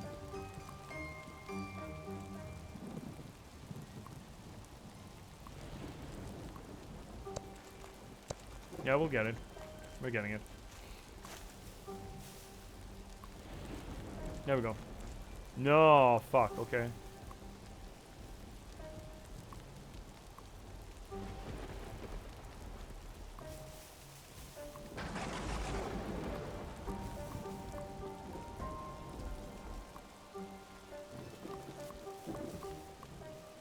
There we go. That's it. It's almost like talking about it solved the issue. Yeah. Imagine that happens a lot. Wouldn't you know? Just having an opportunity to talk about it just sort of magically. Huh. Oh, what do you know? Almost like communication is the solution. Is a universal solution. Here's another hate chat. At about, are we about 50% done, or I'm thinking of how reasonable it is for us to think that we might be able to knock this out in one stream.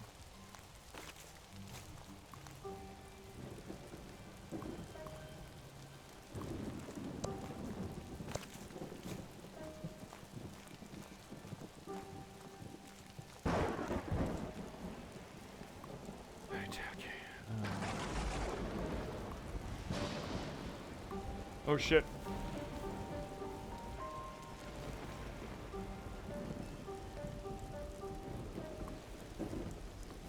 Okay. You will. Okay. Good. Don't fall off. Oh, there's a rock there. Good. Boom! Headshot.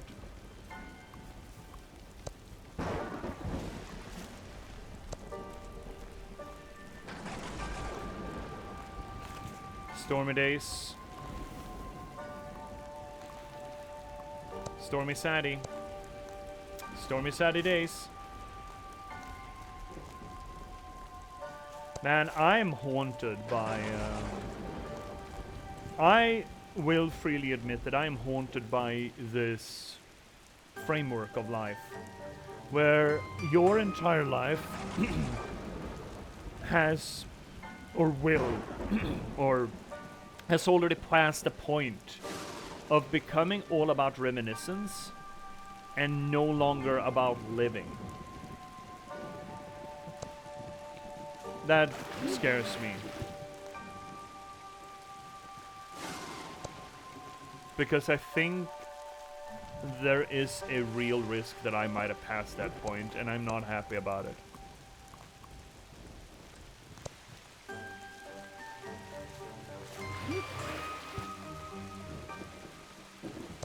But again, that feeds fairly well into my anxiety about getting older. Or having gotten old.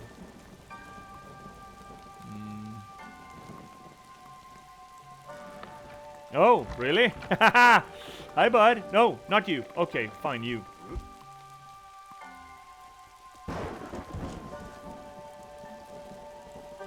Shit, I can't be on there. Can we get across? We cannot. Unfortunate.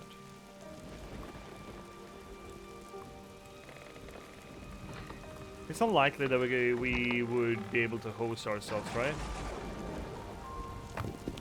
Good.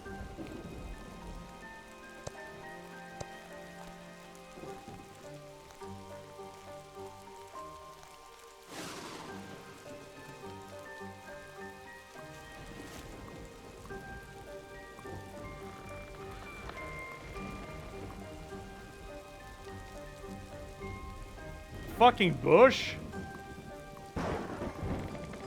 What do you mean there's a fucking bush in the way? There we go. Got him.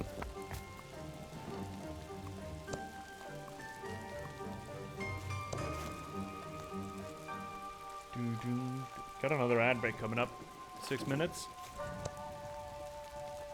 I think I might just power through it.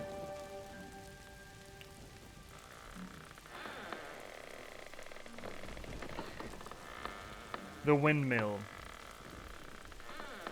A broken windmill. The universal symbol for taking on, not just taking on more than you can handle, but also the thing that you're taking on being fictitious, make-believe, something that you have created in your mind that is not real. Either an internalized demon or an external threat that turns out to be untrue, unvalid. And this one is even ruined, it's desiccated, it is broken down.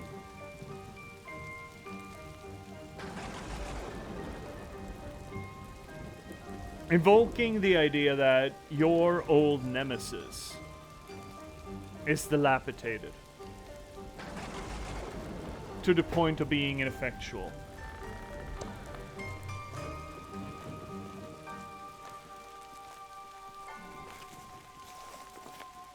And taking shelter from the storm in the ruins of that old nemesis. Like visiting an old friend.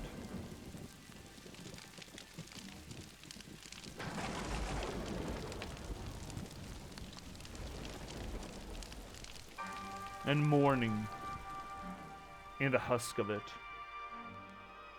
And he left his daughter. His wife's nowhere to be seen. His wife doesn't care anymore, but his daughter does. And he left.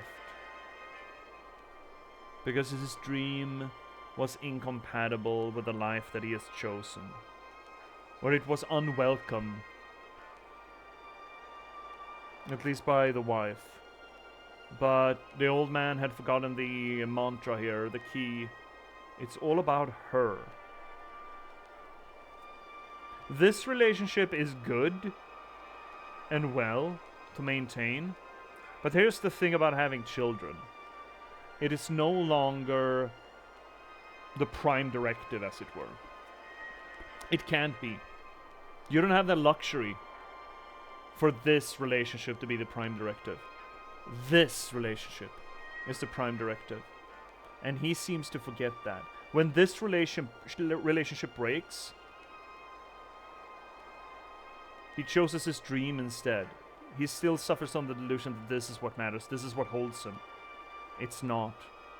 Notice how she stands as a silhouette against the sunset.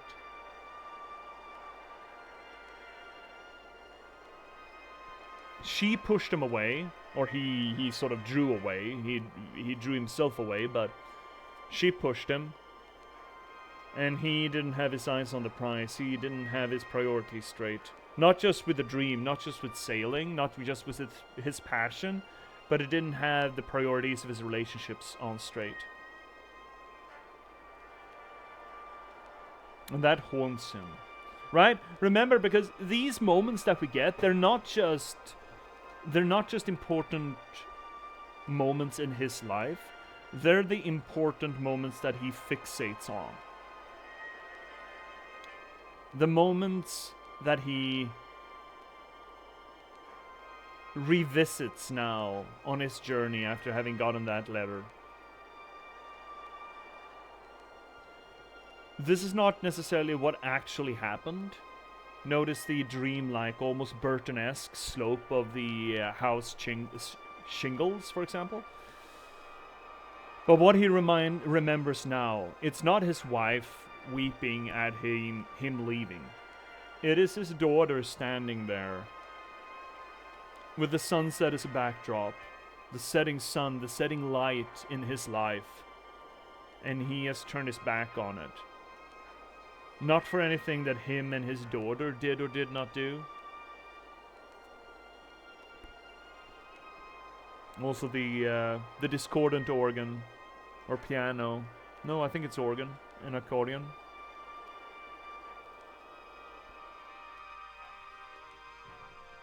And he mourns that, he weeps that.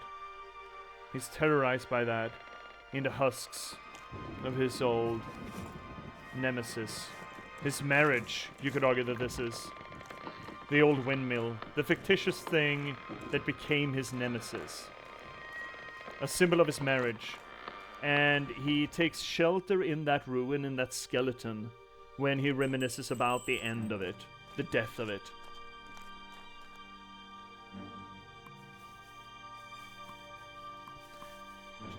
Should we take the ads? 3 minutes, or are we just gonna power through? How do you feel, chat?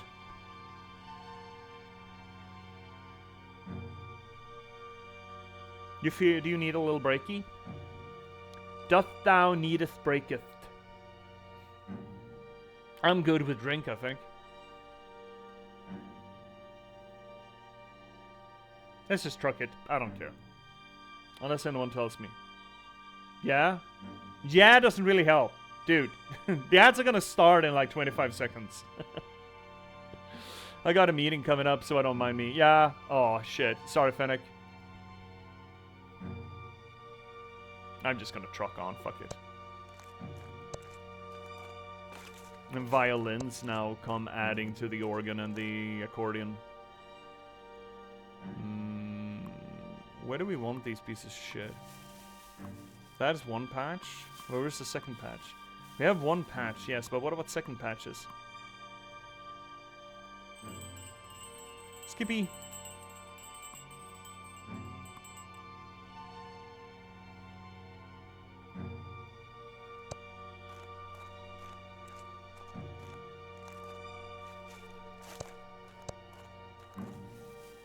No, we can't lift that higher? Oh shit.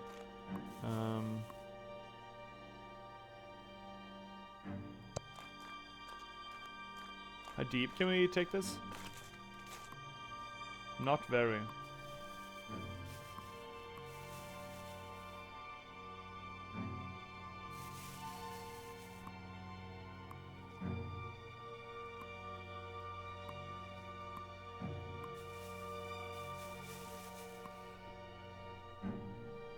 We need to get those sheep over there, and then we need to get him there.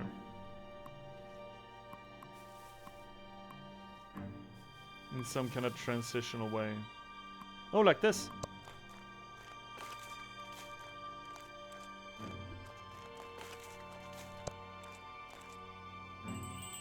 Got him.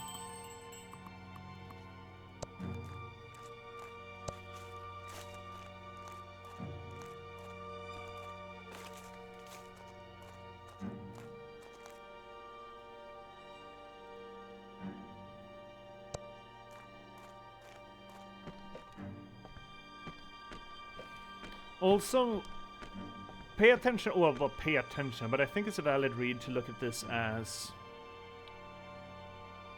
the old man's journey. Of course, the primo, or the prime journey we're talking about is, of course, this travel log that we are running through here. But I think you could also look at an old man's journey as the journey he is revisiting, the moments in his life that he is reminiscing about, that come back to him across this journey. It's not just one journey; it's two journeys that are on display here. It is the physical journey here, but it also talks about an old man's journey, as in what an old man has journeyed through to become an old man. Not just a man, obviously. This is true for anyone.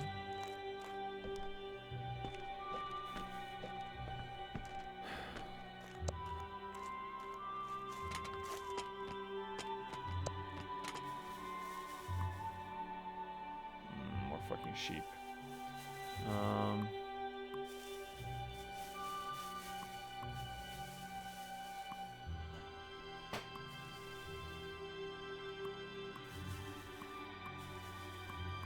Can we find another patch? We can't, okay. Well, we need to get rid of you lot.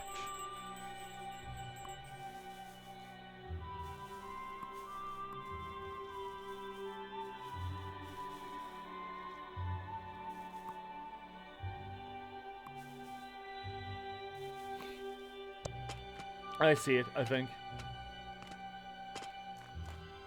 I see the line. We're gonna go by balloon.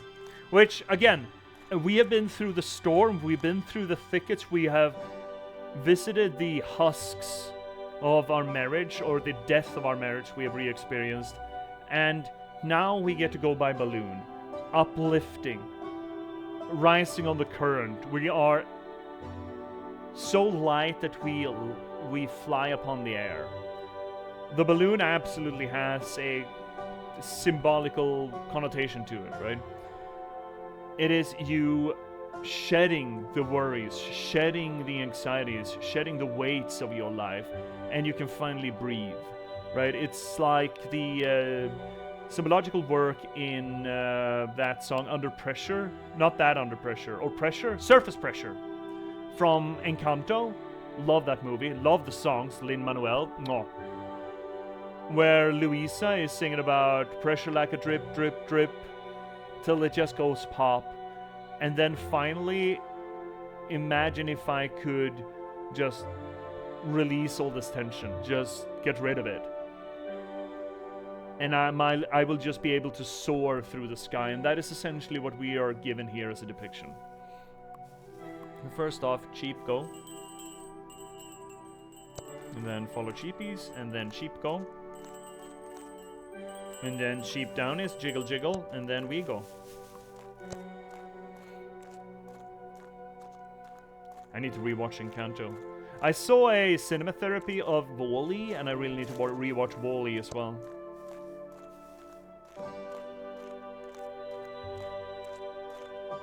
Also notice that the music is turned on this airy quality to it too, right? Strings, a little bit of horn. Horn? No. Jiggle jiggle, jiggle jiggle. What am I supposed to click on here? Hi.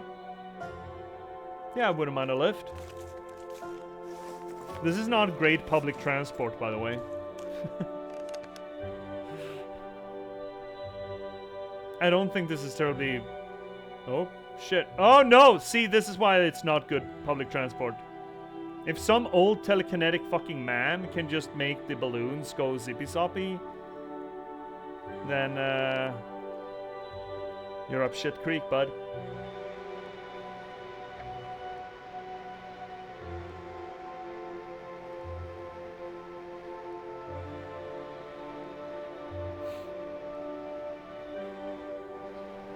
Did he finally go on his journey, though? I really hope he did.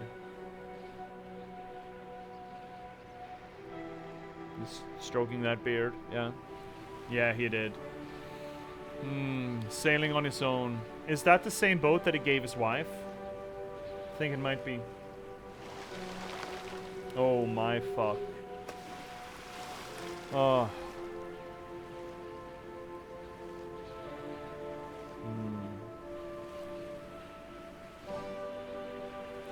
Can't fault them for having this dream, though.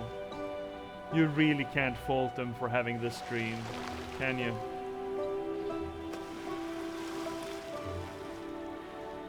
But he did get to live it. He got there, chat.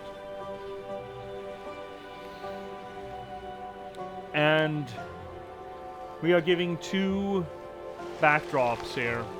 One with the balloons being uplifted, being weightless, being able to soar free, essentially.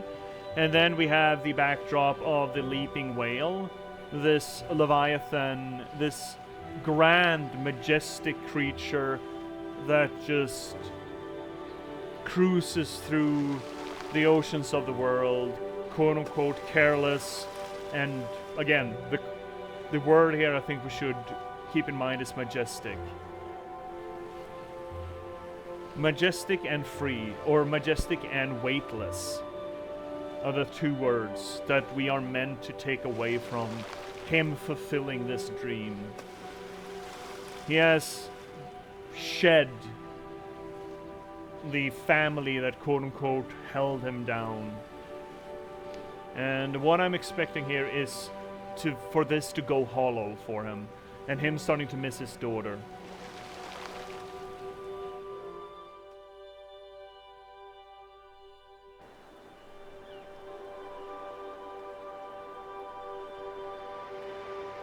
See, this is why this public transport system sucks.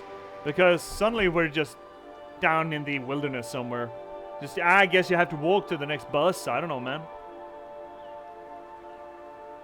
I need to wait here until the wind turns.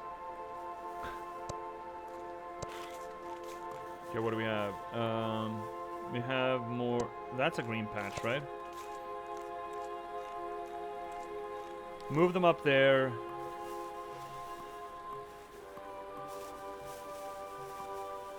Yeah, move them up.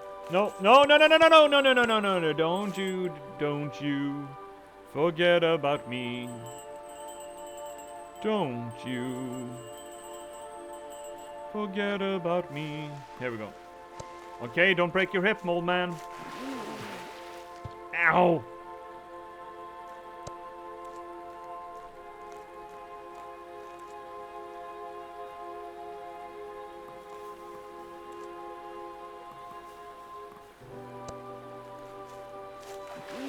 Oh! I should have waited.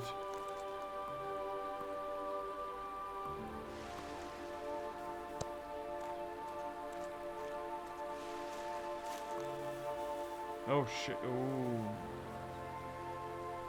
Oh, I think I see it. Yeah, I see the line. I see the line.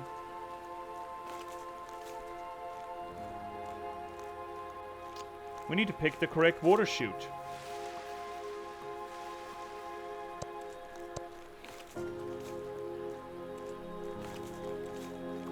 The one that's really gonna break our hip. For reals, for reals.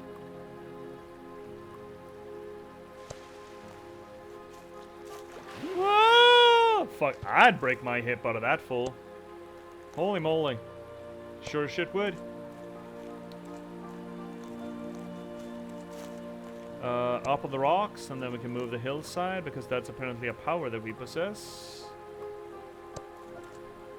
Apparently.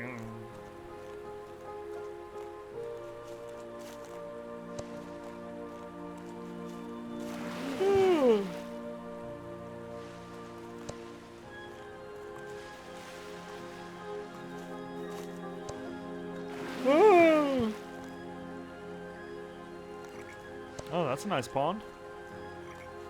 I hear froggies. 3 froggies. Those aren't 3 frogs, right? Oh shit, we died? I think we died, chat.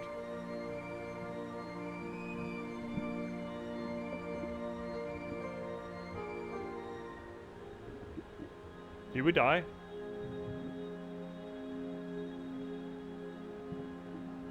He's being swallowed by the sea. Did we die? Did we find a failure state? No, we didn't. Oh. Oh, okay. Notice here again that the game uses artificial light as a focus for what's important for the characters. Here he is on his grand adventure, and he is in one of the most inhospitable places to sail, the Arctic or the Antarctic. I'm assuming north, because that's usually the case. And besides, we have trees back there, right, I think. So yeah, the Arctic. And he has the northern lights play above his head. But instead he sits there, Whitebeard, weeping. Actually weeping. With a little headlamp, looking at a picture of his wife. And realizing what he has lost. All this grandeur, all this natural world grandeur that he had planned and obsessed so about, when he's finally there, he cannot enjoy it for what he not gave up, for what he quote-unquote broke, or at least what he lost for getting this. And I'm assuming, considering his beard is white here, I'm assuming he's been gone for a while.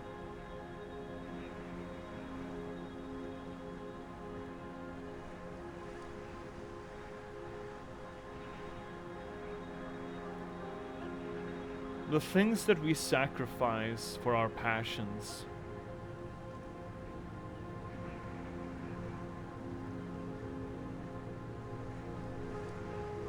The things that we sacrifice for what we want. The connections we burn.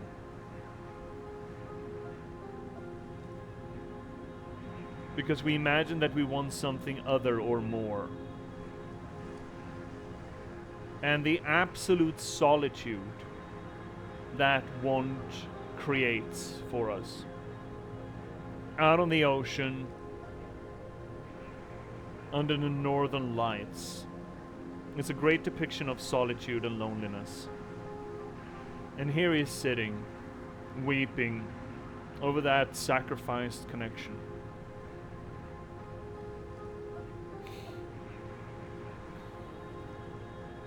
I can relate to Old Man McGee here. Nice scene, very nice scene. See, this game is getting, well, it is good. I can absolutely relate to this.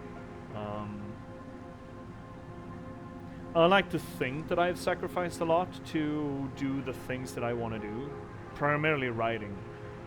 I don't know if I've sacrificed relationships to such a great extent. I think I've done other things that have burnt my relationships to the ground, rather than just that passion, but I absolutely feel that I've isolated myself in ways for chasing the passion of writing, of creating art in that way.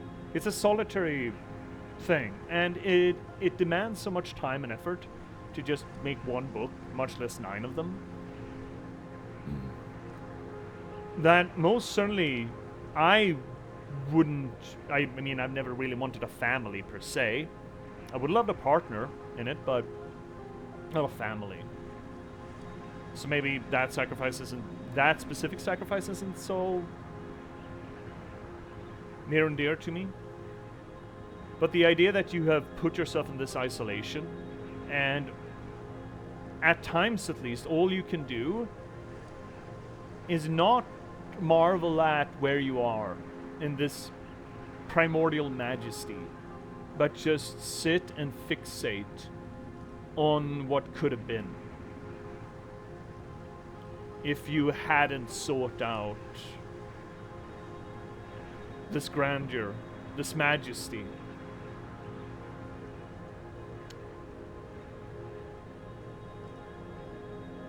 And how that can blind you from what you have accomplished, or what you're working to accomplish.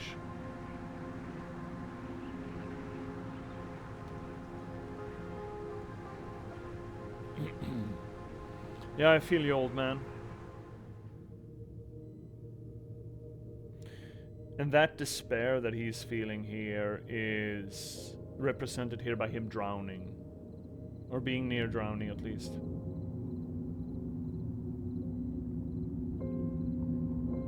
Excuse me, what? Are we just gonna take a trip? Excuse me, what?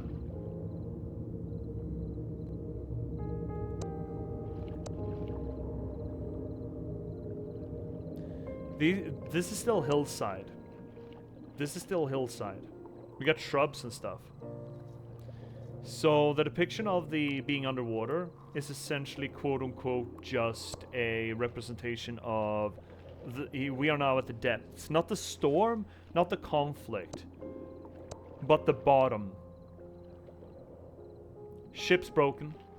I think this ship we were on at one point or another.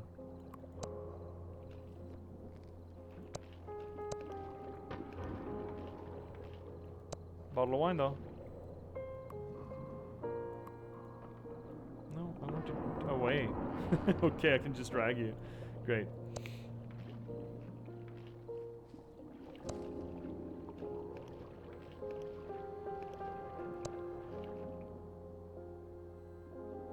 And we're almost kind of see-through too, right? We're a ghost of ourselves. I'm not sure I like the messaging in this game, even though I absolutely appreciate the depictions. Because here it seems to suggest that, oh, the closer we get to the camera, the more corporeal we become. Which means that we are getting ourselves out of this depression. We're walking out of this. Oh, actually, it's under the light. We're following the light. Kind of the same evocation, really. Following the light, staying in the light, will take us out of this melee. And we're moving the wreckage. Ships symbolizing our dream, our passion. And we're moving them aside to traverse, to get closer again to us as the gamer. He's moving into the screen, symbolizing the fact that he's moving towards connection again, moving away the wreckage of his dream. He's reconnecting to what he lost. Can I not? Oh, it's a twofer.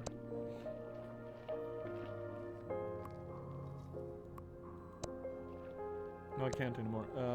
Shit. There we go.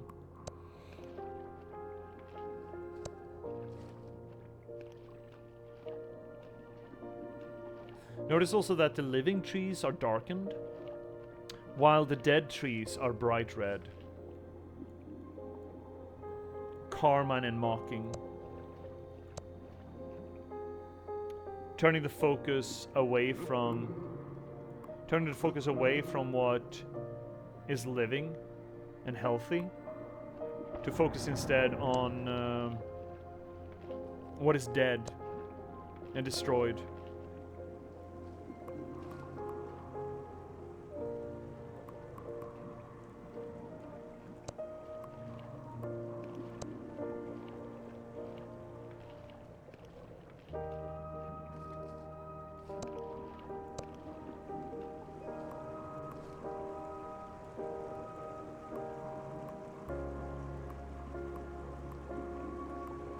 Now we're away from the wreckage of ships, and we get the car instead as a symbol of us. Oh, there's more shippy. Okay, never mind.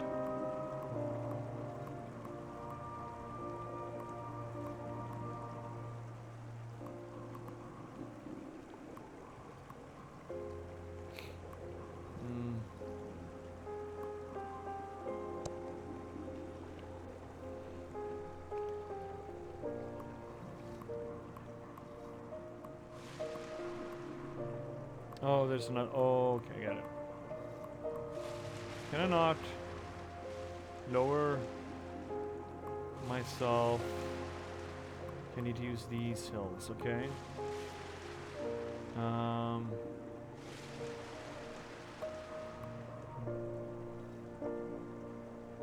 There we go. I think I can get myself all the way over there. Yeah, there we go.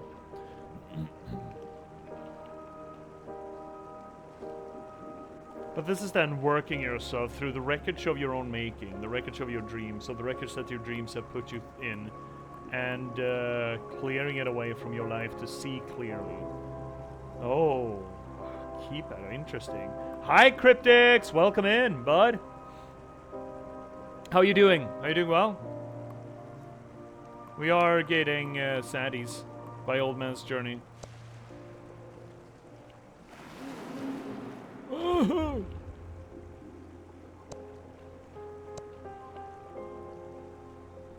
Something that he has locked away in the depths of himself, right? And again, focus on it with that one lamplight. How I am? I'm good. I'm good. I'm really enjoying this game. It's providing us with great structuralist and great close reading and structuralist analysis. Oh, bugger. And when he finally came home, that house is closed up. His family's gone. There's nothing left for him to come home to. The wreckage. Right?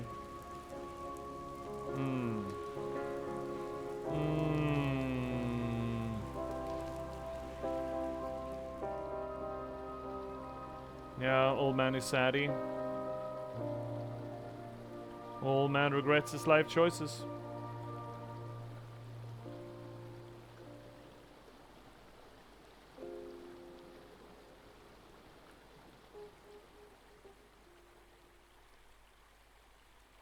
Yeah, get up, bud.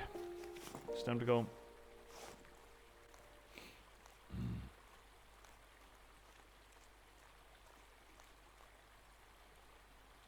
Oh, let's see your cryptics.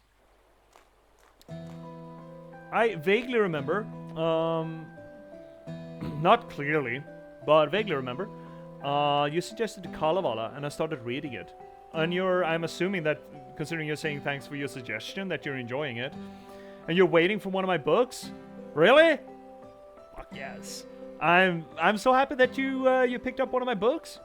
Hopefully you're gonna enjoy it. How did you... Okay, I'm curious. From where did you order it? And I'm assuming then you're waiting on it. You ordered it as a print-on-demand copy, I'm assuming?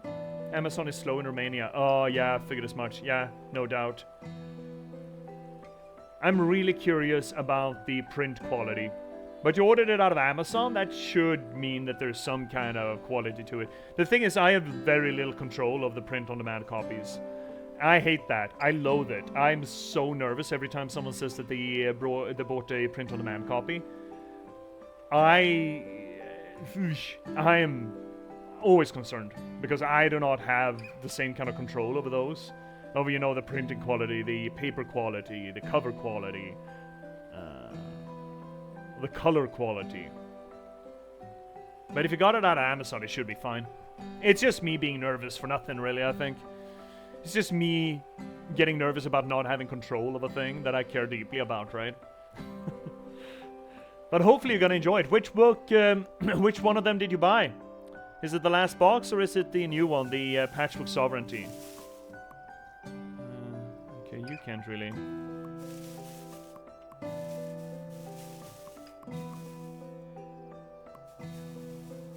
We need to cross. No clue if it's on demand, but I can imagine that you get as many distributors as you can and hope they all work well.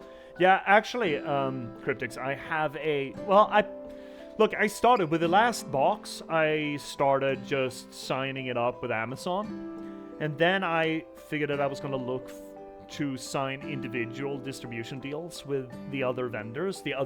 And I figured, hey, I'll go to Apple Books. And that will be about it. And the paperwork for signing up to Apple Books directly was just terrible. Patchbook Sovereignty, oh, I'm so excited for it, for you to get to check that out. It was just so much work. And I found this site, this service, what is it? It's direct to digital, I think, and print... What is the name for you guys? For me, it's direct to digital, I think. Draft to digital. There we go. Draft to digital, it's called. And it... Essentially, it's a service. They get a share of the sales. I think it's some low percentage, like 5% or something. 10% maybe? No, I think it's 5% or something.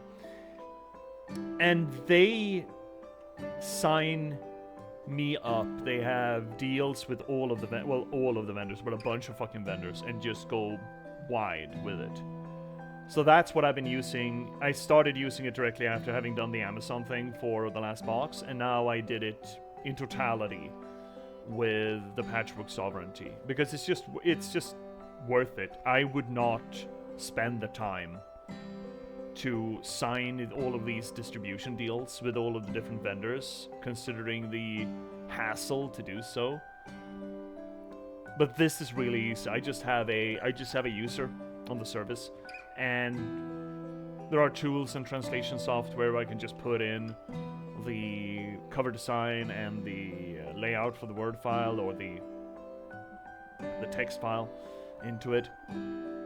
I'm not real big happy on the ebook conversion, but I'm thinking that I'm not gonna get happy with that system. I'm just gonna have to get used to it. Alrighty then, let's see. How high can I go? How high can I go? How high can I go? Can we even reach the... Oh, good.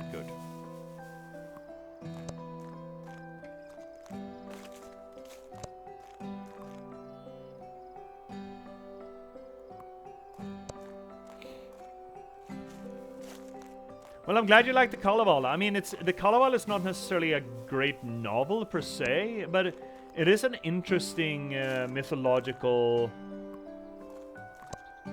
story collection, right? I really would love to go higher, right? up there. And now, after being down in his depths, his lowest point, he's slowly starting to climb back out of that, right? And it's a clear sky. There are beautiful meadows. And he has found purpose again, as it were. After revisiting that low point in his life, he's ready to climb out of it and keep on trucking, keep on making the terrain shift to his will. Not even the hills can stop him as he starts climbing again. Up, up, up. To get either his wife or his daughter. I'm kind of hoping it's going to be his daughter.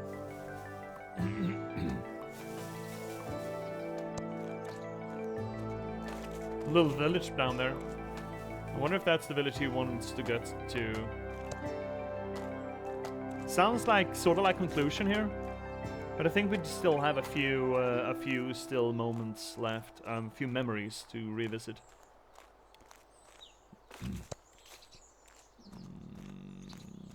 Oh shit! I'm just gonna pause here to read what you're saying here, Cryptics. True, I wasn't expecting the verse part of it.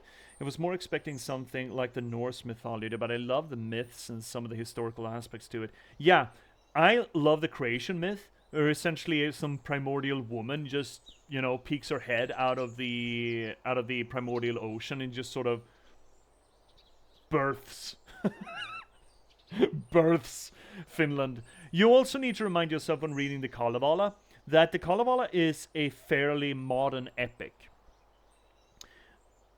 As I understand it, Lönnrot was the guy. Elias Lönnrot, I believe the guy was called. That he was an anthropologist and a romanticist out of Finland, and he wanted to revitalize the old Finnish myths. So he essentially went around Finland and collected the folklore of the country in the mid-19th century, I believe.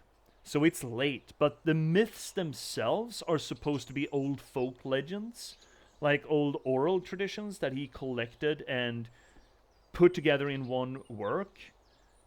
So the Kalevala is a fairly modern national epic of Finland, and has a lot of attention in Finland as their big epic, akin to the Iliad, akin to Beowulf, or the Völuspa, or the Havamal, as it were. Pokes out of the ocean and Perkele Suomi. Yeah, kinda. So the stories are supposed to be old, like maybe not 2,000 years old, but old. But the collection of them and the translation of them, that's fairly new, and you need to keep that in mind when reading them. And absolutely, they were written in a way to give the sense of the old hexameter epics. It's written specifically to evoke the feelings of the Iliad, Beowulf, Völuspa, all of those things. Yep, jiggle jiggle. Oh, you're red of face. Yeah, that was tiresome, no doubt. Whoa, that car did not do that turn really well. Honk honk? Yeah, please. That's a cool little truck, actually. Yeah, I'm coming. Dude, I'm an old man. Chill. Skibbity Scooby.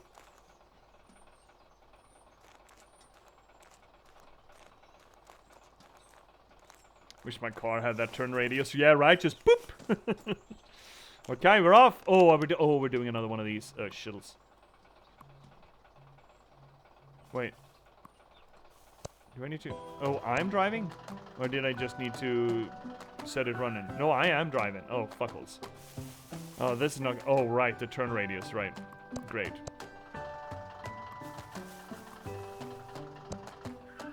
I like the music.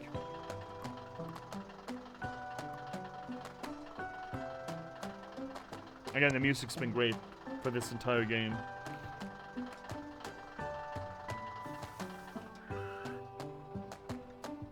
So that looks hazardous. Can I not lift you higher? Oh, bugger me. We're gonna have to tax. No, the whole thing? Oh, shit. Okay. That's the ticket.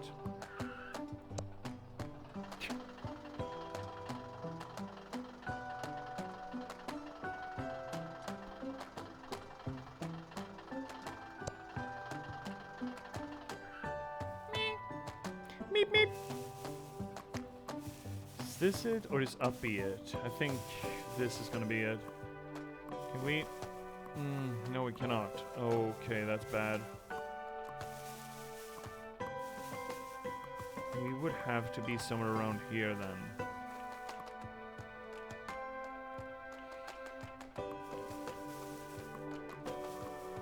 Could lift it even more? Can I lift it enough? No, I cannot lift it more than that.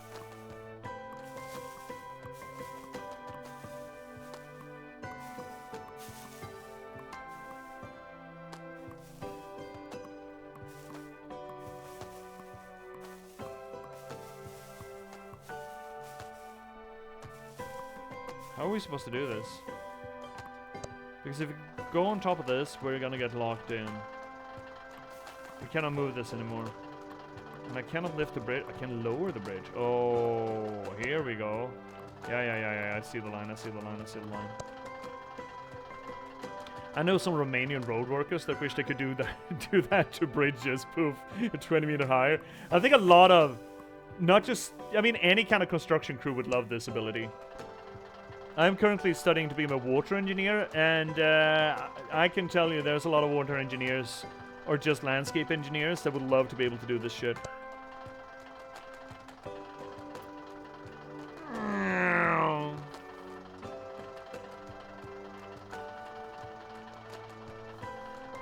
None of this stuff on the flatbed here is tied down. This is not safe. This is not OSHA compliant. I guess he's French, so he doesn't give a shit, but still. Oh, see? That's a paint can! Oh my god! And now, okay, so his house was gone, so he built his own ramshackle shed by the ocean.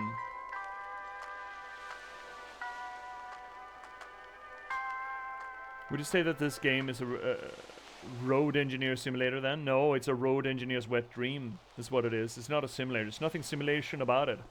Except for trauma. Except for old man trauma. So he built his own house. What, out of the parts?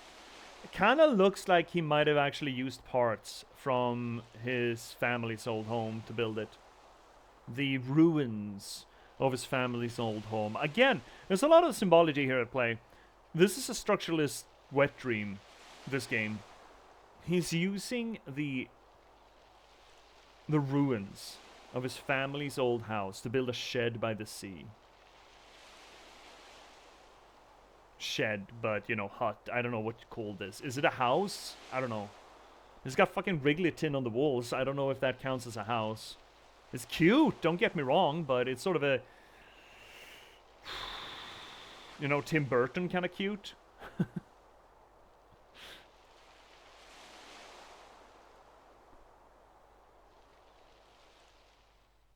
What time is it? Okay.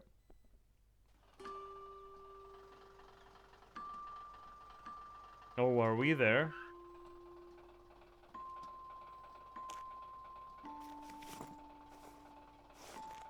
Are we there? Reminds me of Dutch-Belgian architecture of an hour it is. Yeah. I mean, I think we started somewhere in the south of France. What are we connecting to there? What can we pull? Tug. Tug tug? Rum-tum tugger? I think we're there. I think this is the house. Or at least we're coming up on the house somewhere around here. Well, look at you! Fixing your bike! Good child. Good child, putting together your own bike. Now that's the kind of adolescence that I appreciate. Good job. Oh, we just closed the door on her. Yeah, okay, bye. Appreciate the hustle.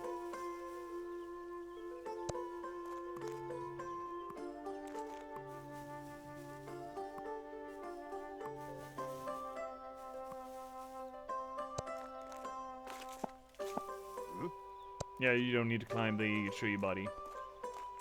Too old for that. Too old. There are tunes in this that in this game that I kind of recognize halfway through. There's just something to the melody of it that reminds me of other songs.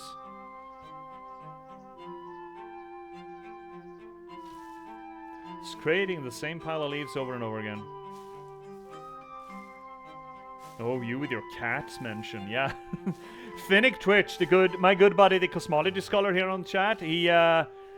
We watched finally. I hadn't seen the modern movie Cats, and we saw that. I never interacted with cats at all, but the name Rum Tum Tugger, I don't think that's ever gonna come away. Never gonna escape my memory. Rum Tum Tugger. What the hell, man? The greatest description of that movie I've ever heard, I think, is still horny and confused. No, do I not want to be in there? Where are we going? Where are we supposed to go? Where's it supposed to go higher? Onto the roof? What? Don't care for the new cats. You should see the 98 one. Should I though? Should I really? Are you sure? Oh no, we can't see what's going on in there.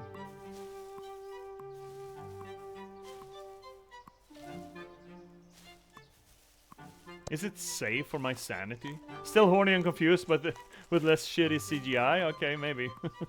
Maybe that'll be worth it. It was certainly a hate watch, but it was an enjoyable hate watch because we were drinking a bottle of wine and watching it and just shooting at it. Just absolutely guns blazing, going in, broadsiding it. This is the house, is it? It's a beautiful house.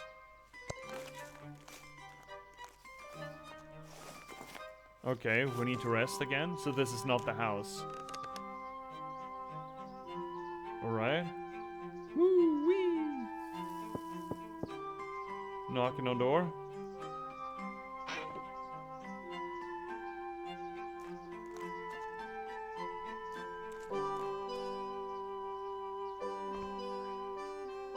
Putting away his walking stick. He won't need his walking stick anymore. Please tell me that's the end. Art. End. Oh, fuck.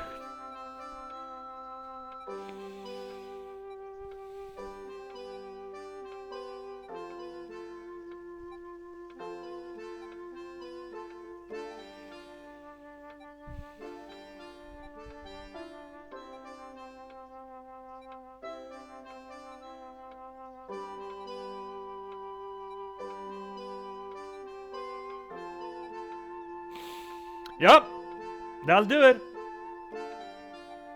I was kind of hoping for that to just be the end, to leave it, you know, focus on the journey, focus on this is him going from door to door, essentially, and just leaving what drove him ambiguous. I understand why the writers and the storytellers didn't.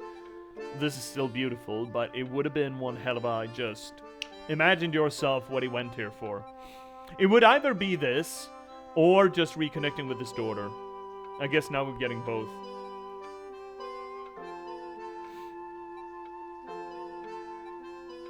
Is she smiling? I think she is.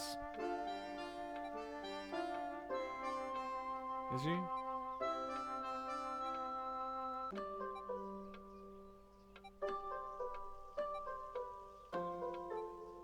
Oh.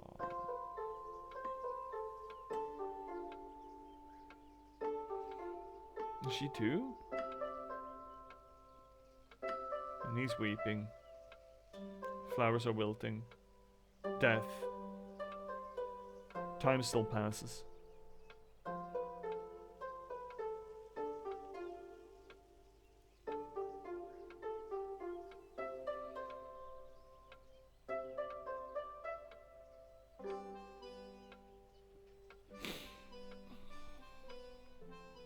And the marks of death are wiped away or cleaned away. Daughter reconnects about boats.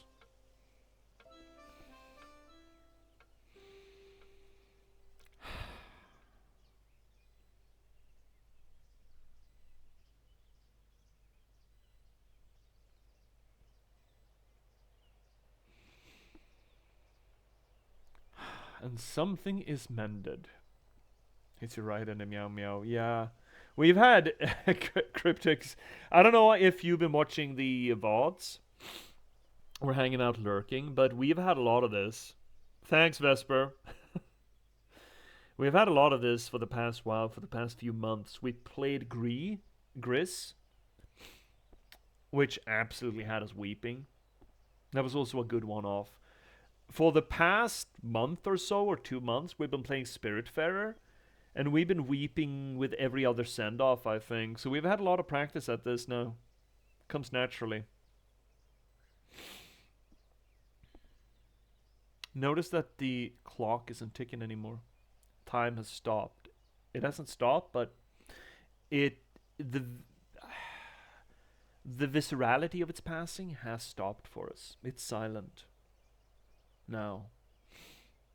We don't feel time slipping through our fingers anymore.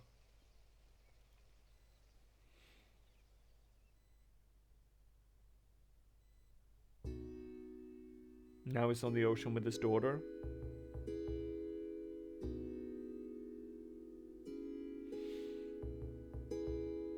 Oh, that's a feel. Just letting your... Oh... What's that? His granddaughter, I'm assuming?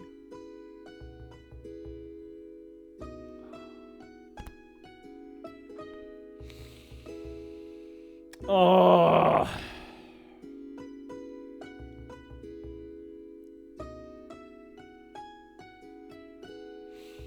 So, what is lost is lost. It cannot be mended. It cannot be... You cannot walk back. You can never go back home. But, and it's a big but. It's a big badonkadonk kind of but. There can be something new. There can be something new for you to find. Even though you have burnt your bridges, you have lost, you have sacrificed, you regret. And it's actually an answer to that fear that I mentioned earlier. The fear that you have already passed into the twilight years where the best things are behind you. But that does not need to be true. There can be things ahead of you still. Not the same things. Other things, but meaningful and important still. The old man had consigned himself to death there in his shed on the cliff overlooking the ocean. And reconciling with what he had sacrificed and lost permitted him to find new things that were important. Cryptics, we actually have played What Remains of Edith Finch. It's not unfortunately available on the YouTube archives because we played it. Me and Finnick Twitch, my good buddy, the Cosmology Scholar, played that before I set up the Twitch archive. But yes, we did play What Remains of Edith Finch. Very good. I don't think it drove me to tears, that one though. It was tremendously good, and I understand why it might.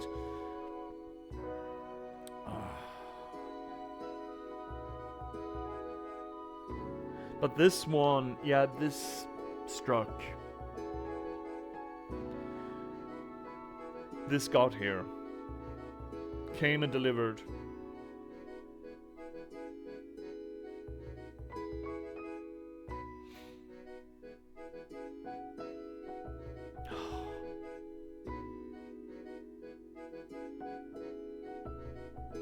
And again, this is not a story that is particularly... The story itself, just looking at the intrigue, just looking at the trauma on display here, it's not terribly... Innovative? Innovative? I think that's how you pronounce it. It's nothing new. It's nothing fancy. He's an old man, made mistakes, left his family to go sailing the seas, be free, regretting it. It's just delivered with such beauty and such sincerity to it. I think stories like these and games like these are needed today more than ever. Stories that approach storytelling and their meaning with sincerity and genuinity and raw, real emotion. Especially in this our day and age when cynicism, when postmodernist nihilism and cynicism is all the rage. It is the cool thing, as it were. We need stories that speak its truth. To call each thing by its true name, like Pasternak wrote. And not be ashamed or afraid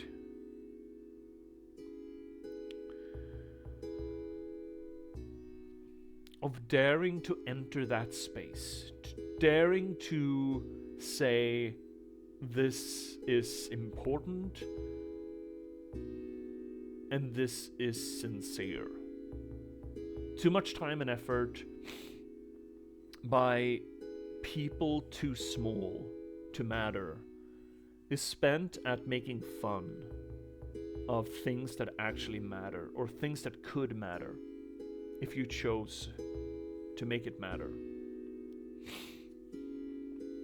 And all kinds of art that doesn't just sling shit or deconstructs or pushes the narrative of the meaningless or the pointlessness of things, of life, of hopes, of dreams, but actually dares to say that this is meaningful.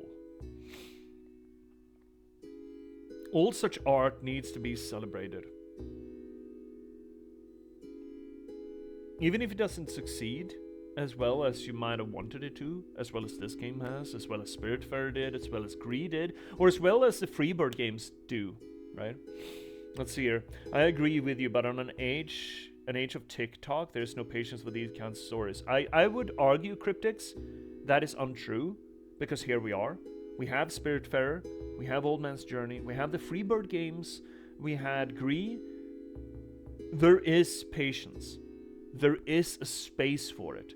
It may not be mainstream, but you don't need mainstream. You need to put it out there so that it is available for when the cynics, I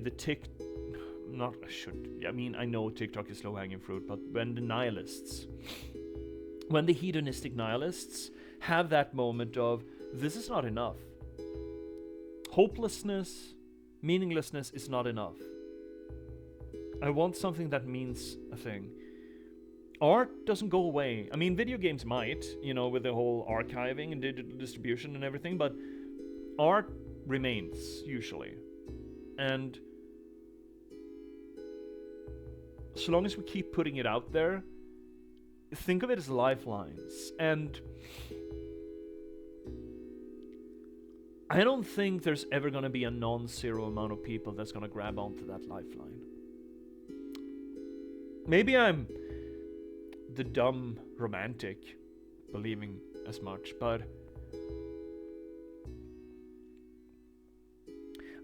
I think the odds are in my favor saying that so long as you put out your sincere work, be it music, movies, series, games, books, poetry, art,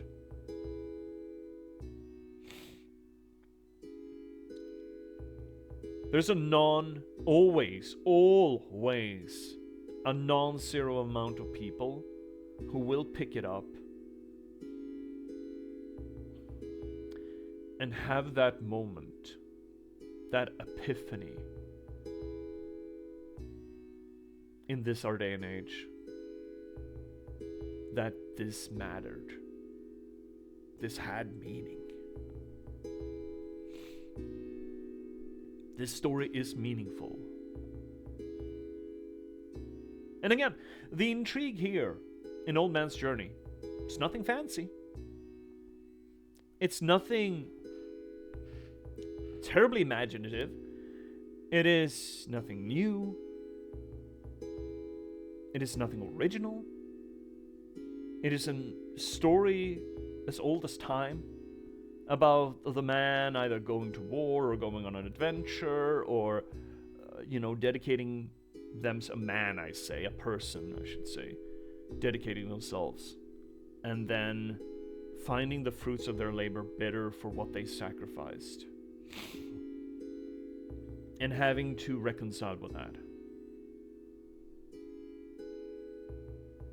And storytellers, well, writers, any storyteller really, loathe the idea that Finnick Twitch put out as a joke a few streams ago. You can't be original anymore. That frustrates us. I think I speak for a majority here when I say that. That frustrates us.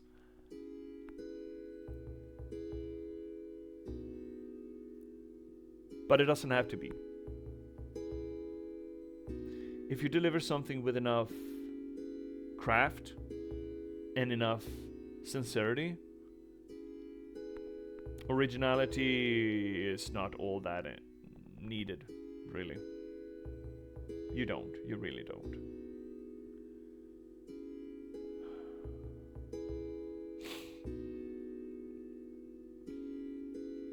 This was a good game. This was a very good game.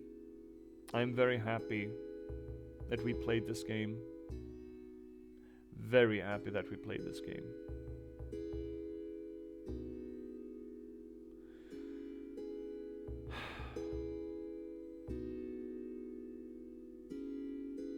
I don't know if there's anything about it anything else that I want to bring up.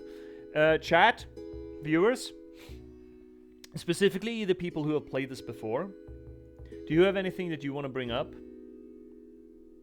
I know that Vesper has played it previously. Finnick mentioned that they played it previously. Do any of you wanna note something, open up a conversation about a part of the game? Either the ending, the arc, the symbolism of it, anything that you feel like I missed, or that you want us to sort of revisit now with hindsight, now that we know how it ends, now that we know the destination of it. I would love to hear from you. This absolutely does not need to be me just sitting here, speaking from the pulpit, as it were. This can absolutely and probably should be a debate.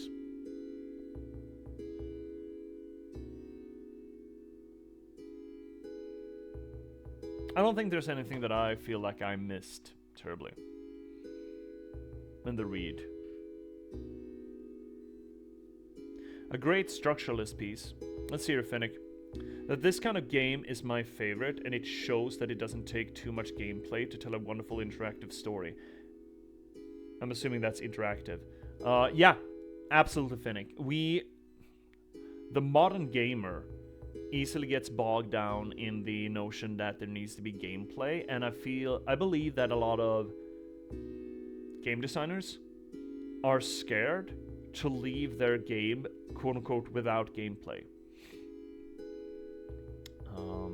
And thus we get to the derogative term walking simulator, which was a derogative term. Let no one be mistaken. And it sort of owned the title, the genre sort of owned the title by now, I think. I don't know if it calls itself walking simulator, but it's sort of the edge of that slur has worn down a bit. Because, yeah, again, if you're looking at games as a toy, yeah, you want interactivity. Sorry, ads are coming in, chat. I'm just gonna let them roll. 1 minute. If you're looking at games as simply a toy, yeah, you want the interactivity to be... You want the gameplay, you know?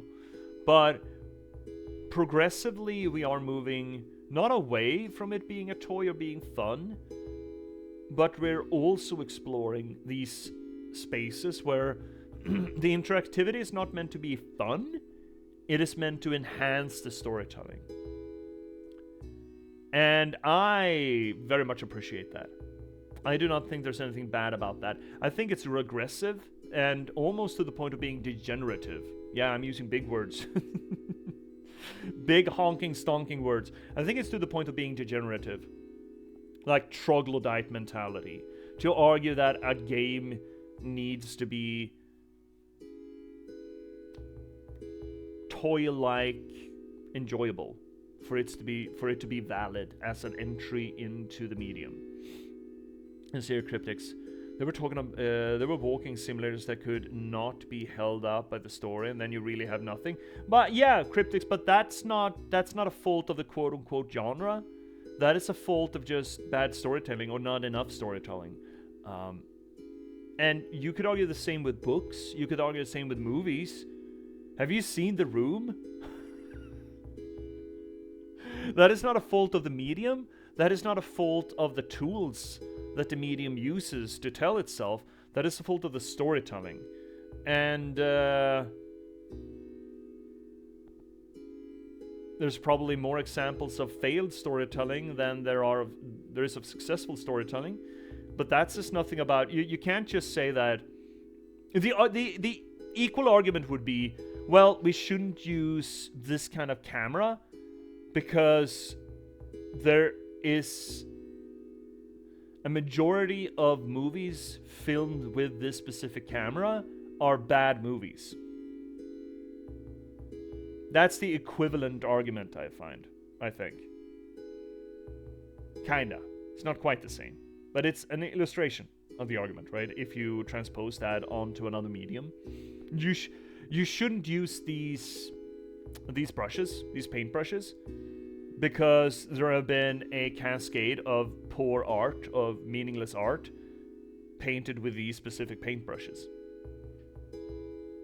Just as saying we shouldn't have walking simulators because there are some walking simulators that just don't hold up. They don't put the black powder where it's needed, as it were. Movies are harder to categorize than games since less parts come together. I don't think it's harder necessarily. I think it's much the same. I don't think it's a big diff if we're talking about storytelling and the tools in broad sweeping terms, and how those tools are used or quote unquote should be used to tell that story. For walking simulators, you can really limit to a certain idea. I mean, yeah. Then again, if we're just talking gameplay, this game actually wasn't as much of a walking simulator. It was a walking puzzle, right? You had to shift the sheep, shift the landscape to explore the world and progress. And sometimes we actually had to, stop for a few seconds and just think about it. So there actually was a little bit of challenge. It's not just walking between set pieces. For example, like you do in Edith Finch. There's not a lot of... there's a little bit of puzzling with keys and stuff. But I think... compare that to a game that just has too much gameplay. And we have absolutely encountered games that I feel suffer for that. That it's a great story, but it feels the need to bog itself down in gameplay to regard itself as a game. And it has a great start and hopefully a pretty good ending, but everything in the middle there just becomes a fucking slog. You can't say what genres was the Room, but you can tell what a walking simulator is. And when you go on low granularity of any media, the quality of each granularity means a lot more. Potentially, yeah, but that's a issue of scale, not of nature, I would argue. And I would absolutely argue that I could put a genre on The Room. It's a drama. It's a drama. You could even argue that it's a romantic tragedy. A tragedy? Yes, it is scale. Yeah, but scale can be transposed. You can zoom in and zoom outy. And I mean, I don't find it, because the argument that you proposed here, yes, but drama is huge, and there were a lot of good dramas. Yeah, but again, walking simulator is also a pretty huge genre by now, and there are both good and bad examples.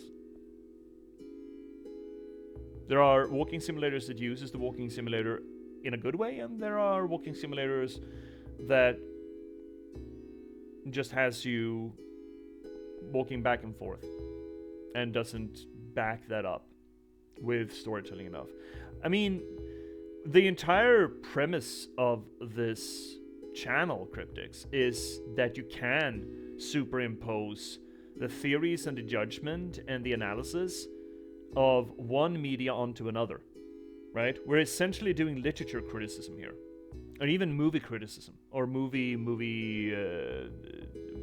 science, whatever, film science, film analysis, as with the light, you know, and with cinematography and stuff, which is more akin to filmmaking analysis. And you can absolutely transpose that shit onto games, even though it's a different media, even though there's a difference of scale. And I would argue that this is a smaller and slimmer production than most movies or book. Well, not books, because that's usually just one fucker, one poor bastard. Just one poor bastard trying to make it work.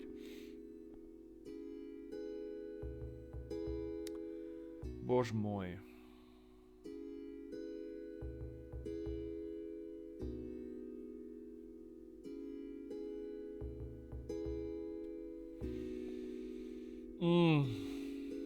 I have a hard time just clicking on the button. I probably should. We're an hour early, but I mean, you got your pound of flesh. You got your 3 hours, right? Let's see your Cryptics. I say this because I was one of the people that chat on walking simulators, but here I was recommending one. Yeah, I mean, again, it depends on... Look, I have no vitriol against walking simulators at all. None at all. None whatsoever. I think sometimes walking simulators are sort of lazy, but they don't have to be. But then again, I think some shooters are lazy. Well, I think that there's laziness in any genre, really. You could argue that the Freebird games are walking simulators. I think technically they might... No, they sort of walking RPGs, walking simulator RPGs, but the RPG is so limited. No, it's not really... They're kind of walking simulators, but the Freebird games might be some of the best games that we played on this channel. I don't have one now, since a lot more good ones came out, yeah. But then again, I think that... When did the walking simulator genre start? Let's actually do some research on this. Which were the first games? Like Stanley Parable, look at that. Dear Esther. Let's see here. Walking sims sometimes blah blah blah blah blah. While these video game elements originated in the 80s, the term began to be used pejoratively to refer to new games as walking simulators in the late noughties, notably with Dear Esther. Haven't played Dear Esther. Dear Esther came out in 2012. That's not the late noughties per se.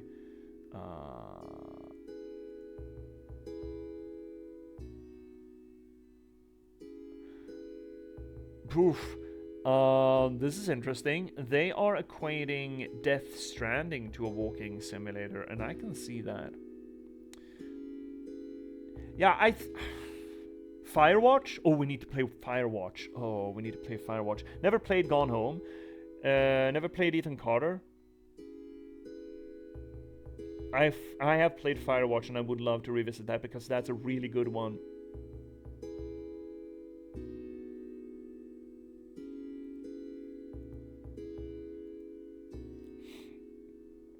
The Room was a big developer for it. Chinese Room, sorry. Developer, okay.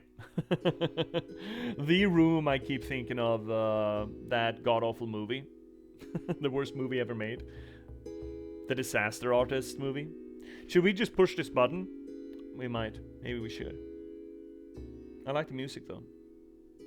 It's getting a little bit repetitive.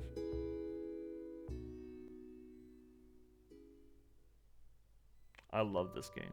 This was great. Oh, we can revisit it? That's nice. That's nice.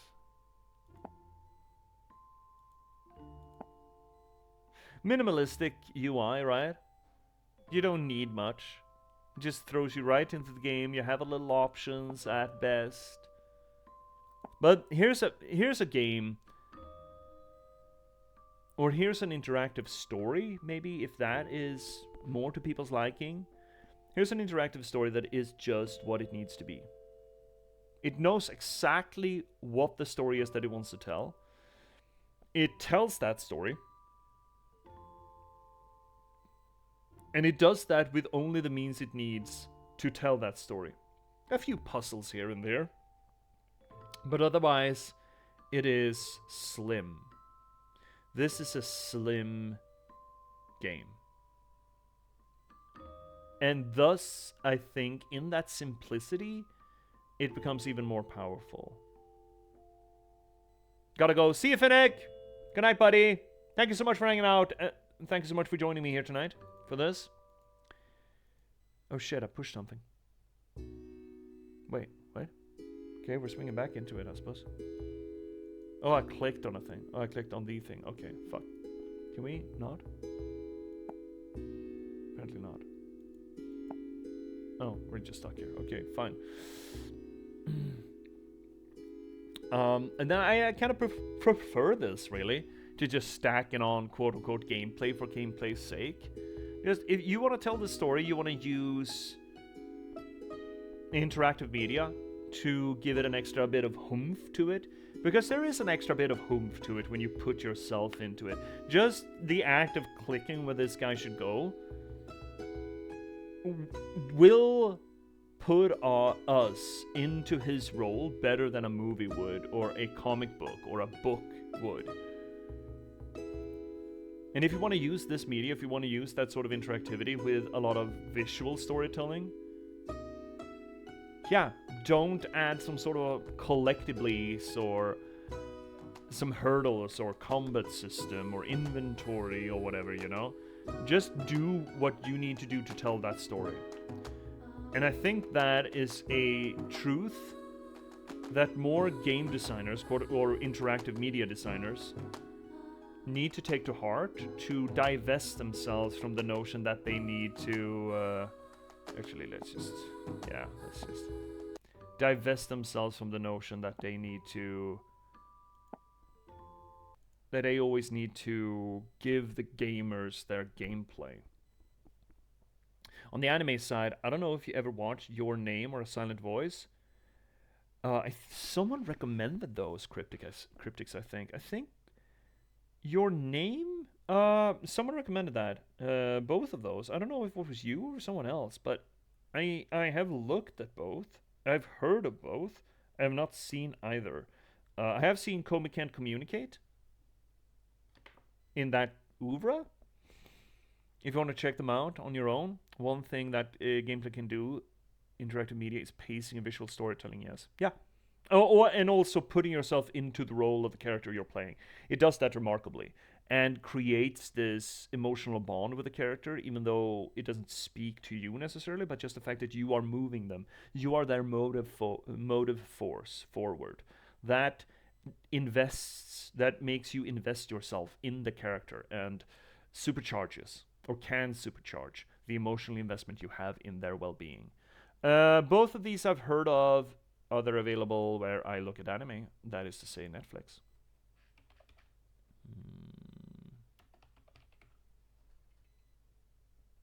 No. Not Your Voice? A silent... No, Your Name. Shit. Your Name? Is it Suzume? It's not, right? No, don't think it is. I don't think Netflix has them. See, I think that is the reason why I haven't seen them. Yeah. I think that's the reason why I haven't seen them. But I have been told about them. I have been told about them. No, they're the actual names for them. I'll keep an eye out for them. I'll see about watching them. There is another. There are a few other animes that are really need to watch, like Backlog, Memories, that short story collection. I think it's called Memories. I still haven't seen Akira or Ghost in the Shell.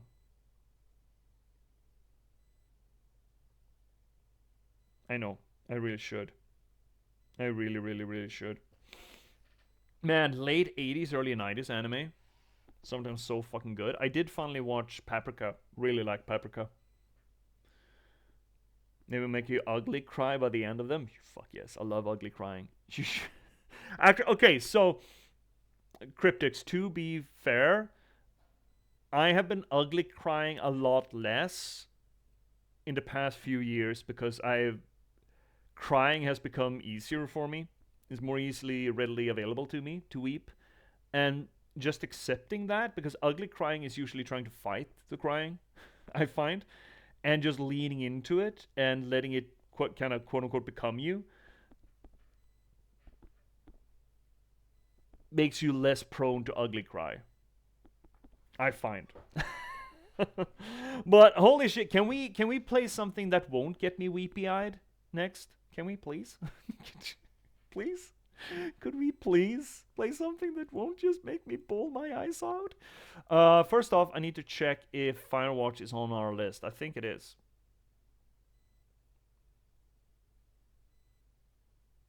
Yes, it is. Stanley Parable?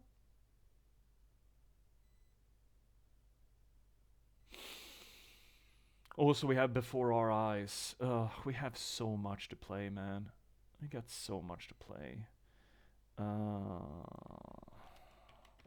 Man's Journey.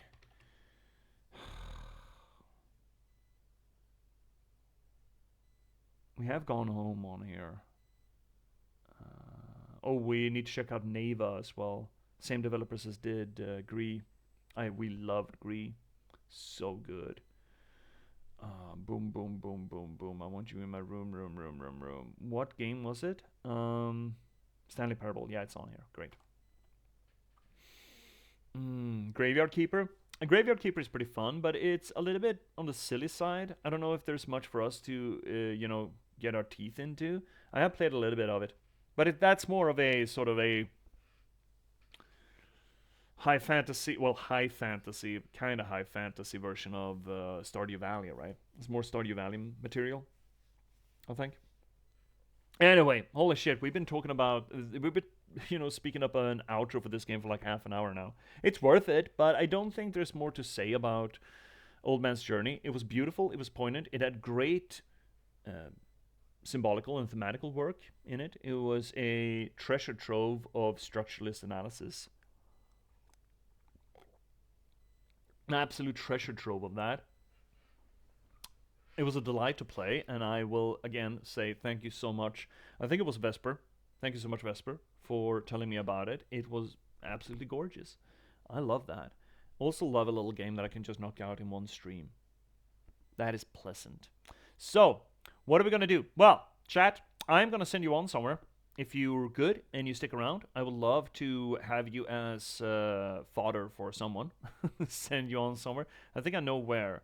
Yeah, we're just gonna send you over to Kitty Coma. Kitty Coma is playing Aloft. Kitty Coma, I found Kitty Coma through. We played Spiritfarer kind of together in tandem with each other, and I found her in the beginning or the early mid game of Spiritfarer. I saw that she was playing Spiritfarer. I just sent you over there, and Kitty Coma's great. She was done with Spiritfarer pretty much the same time when I was done with Spiritfarer too. Always a pleasure chatting with you. Take care, buddy. Take care, Cryptics. So happy to have you back here, and I hope you're gonna enjoy the Patchwork Sovereignty. I am tremendously proud of it. I'm currently editing the ninth book, which is also set in that universe. I have written two more novels set in that universe, that post-apocalyptic Nordic folklore verse, and the next publication that I'm gonna run, probably not gonna happen this year, so next year sometime. Not only is it gonna be epic adventure set in that universe, it's also gonna be releasing back to back with a short story collection. I'm planning. So next time you're gonna get new material out of me, you're gonna get double bookies. It's gonna be a while. I have no rush. I have no rush at all. I still need one more short story for the anthology. It's one more short story that I know that I want to write. Then, of course, I need to edit through them, and I'm probably going to need some fairly substantial edits to some of the older short stories because they are old. They're like 7, 8 years old by now. And they might need a little bit of sprucing up. But I will do that eventually. Eventually. And I will release those 2 books back to back, essentially. So, this is what we do. We take the things that we like, or literature and literature science, and looking at literature with a critical, informed eye. We take these things that we like and we try to love these things that we have taken. And we take that love of literature and literature science and we try to put it into your hearts, pumping your blood, and make you love it as much as I do, because I love literature. I love storytelling. Storytelling is my passion. I adore it. It's my raison d'etre. I'm an author. I'm a writer. This shit, it doesn't come naturally to me, but it is my raison d'etre. It's the thing that I love doing. I've been writing books for the past 10 years. I've written 9 novels in that time, and I started streaming to promote that material. Most recently, The Patchwork Sovereignty came out, as we've been mentioning during the stream. It is a noir thriller set in a post-apocalyptic Nordic folklore verse, which I'm so happy about finally being able to get to you. Beautiful piece of literature. The book is gorgeous, by the way. I love how this turned out, this layout. And this layout is probably going to be what I'm going to keep, well, with color shifts and thematic shifts, obviously, for the other books set in this universe. Think of it as a low fantasy folklore version of LA Confidential or Chinatown. I think that's the proper description of it. Please check out The Patchwork Sovereignty. There's a link available down below. You can get it pretty much everywhere you get your ebooks or print-on-demand copies. If that's not your jam, or if you want to read more of mine, why not check out The Last Box, a cyberpunk thriller about the spontaneous eruption of sapiens in a random slug of gaming code and the people who are unfortunate enough to have to try to reconcile with that fact. I think it's a rather cool book as well. It does a few things different than most other AM media that I've consumed, at least. If I'd have to compare it to anything, I'd probably put it on a sliding curve between William Gibson's novel Neuromancer and Spike Jonze's movie Her. Please check out The Last Box. Also, link available down below. You can get it, again, pretty much everywhere you get your ebooks or print-on-demand copies. That being said, if you want to read something a little less lengthy of mine than a full-ass novel, third link down below will get you to my online archive. If you want to join this growing community we have here on the channel, fourth link down below will get you to our Discord. If you want to give a little bit of a kickback to the work that I do, well, of course, there's the infrastructure of Twitch. But more importantly, really, buy the books. ABBB, baby. Always be buying books. Or, for that matter, read the books. Hey, review the books. That really fucking helps. I tell you what. Or, for that matter, refer the books. It's all about distribution, man. It's all about getting these beauties into the hands of people who might enjoy them, because I do not have a multi-million-dollar marketing department behind me, nor do I wanna pay some Bangladeshi dude $100 to just churn out reviews, because yes, that is the pro tip that I got from a marketing wizard a few summers ago. That's just how the business works, apparently, and I will not do it because it's loathsome, I find. So I am relying on you for it. So please, check them out, review them, refer them. Means the world to me. You write some thick-ass books, mate, by the looks of it. They're not that bad. They're not that bad. They're like 300-something pages. 360 pages? Well, actually, that's including the appendix. The main story is 345-ish. 345 on the dot. And the last box, what's that? It's about the same, I think. The 9th one is going to be slimmer. 370 pages. The 9th book is going to be slimmer. But again, shouldn't be bigger than it has to be. So, please check that out. Right. If you don't want to buy the books, or you already have and you still want to give a little bit of a kickback for the work that I do, well, fifth link down below will get you to my Buy Me a Coffee page. Now, that being said and done, Twitch, I'm gonna get to you. Don't you worry. Before I do, YouTubers, hello. I see you. I see you. Don't you think I don't? Thank you so much for joining me tonight as well. Hopefully you've enjoyed this, and you don't have to wait until next time online, because you just had to click on something hovering around my head here, and you can just watch more of this, what we do here. So please do that, and other than that, thank you so much for watching. It means the world to me that you do this. I think it's really cool that people are willing to slog through hours and hours of material. I mean, a 3-hour stream of one game, that's not that bad, but imagine the people who slog through the entire viewing of Control, for example. Holy moly, that's a lot of hours. That's a lot of hours. So, I really appreciate you as well. Thank you so much for watching. Just click on what's over around my head if you want to watch more, and I will see you when I see you next. Good night, YouTube.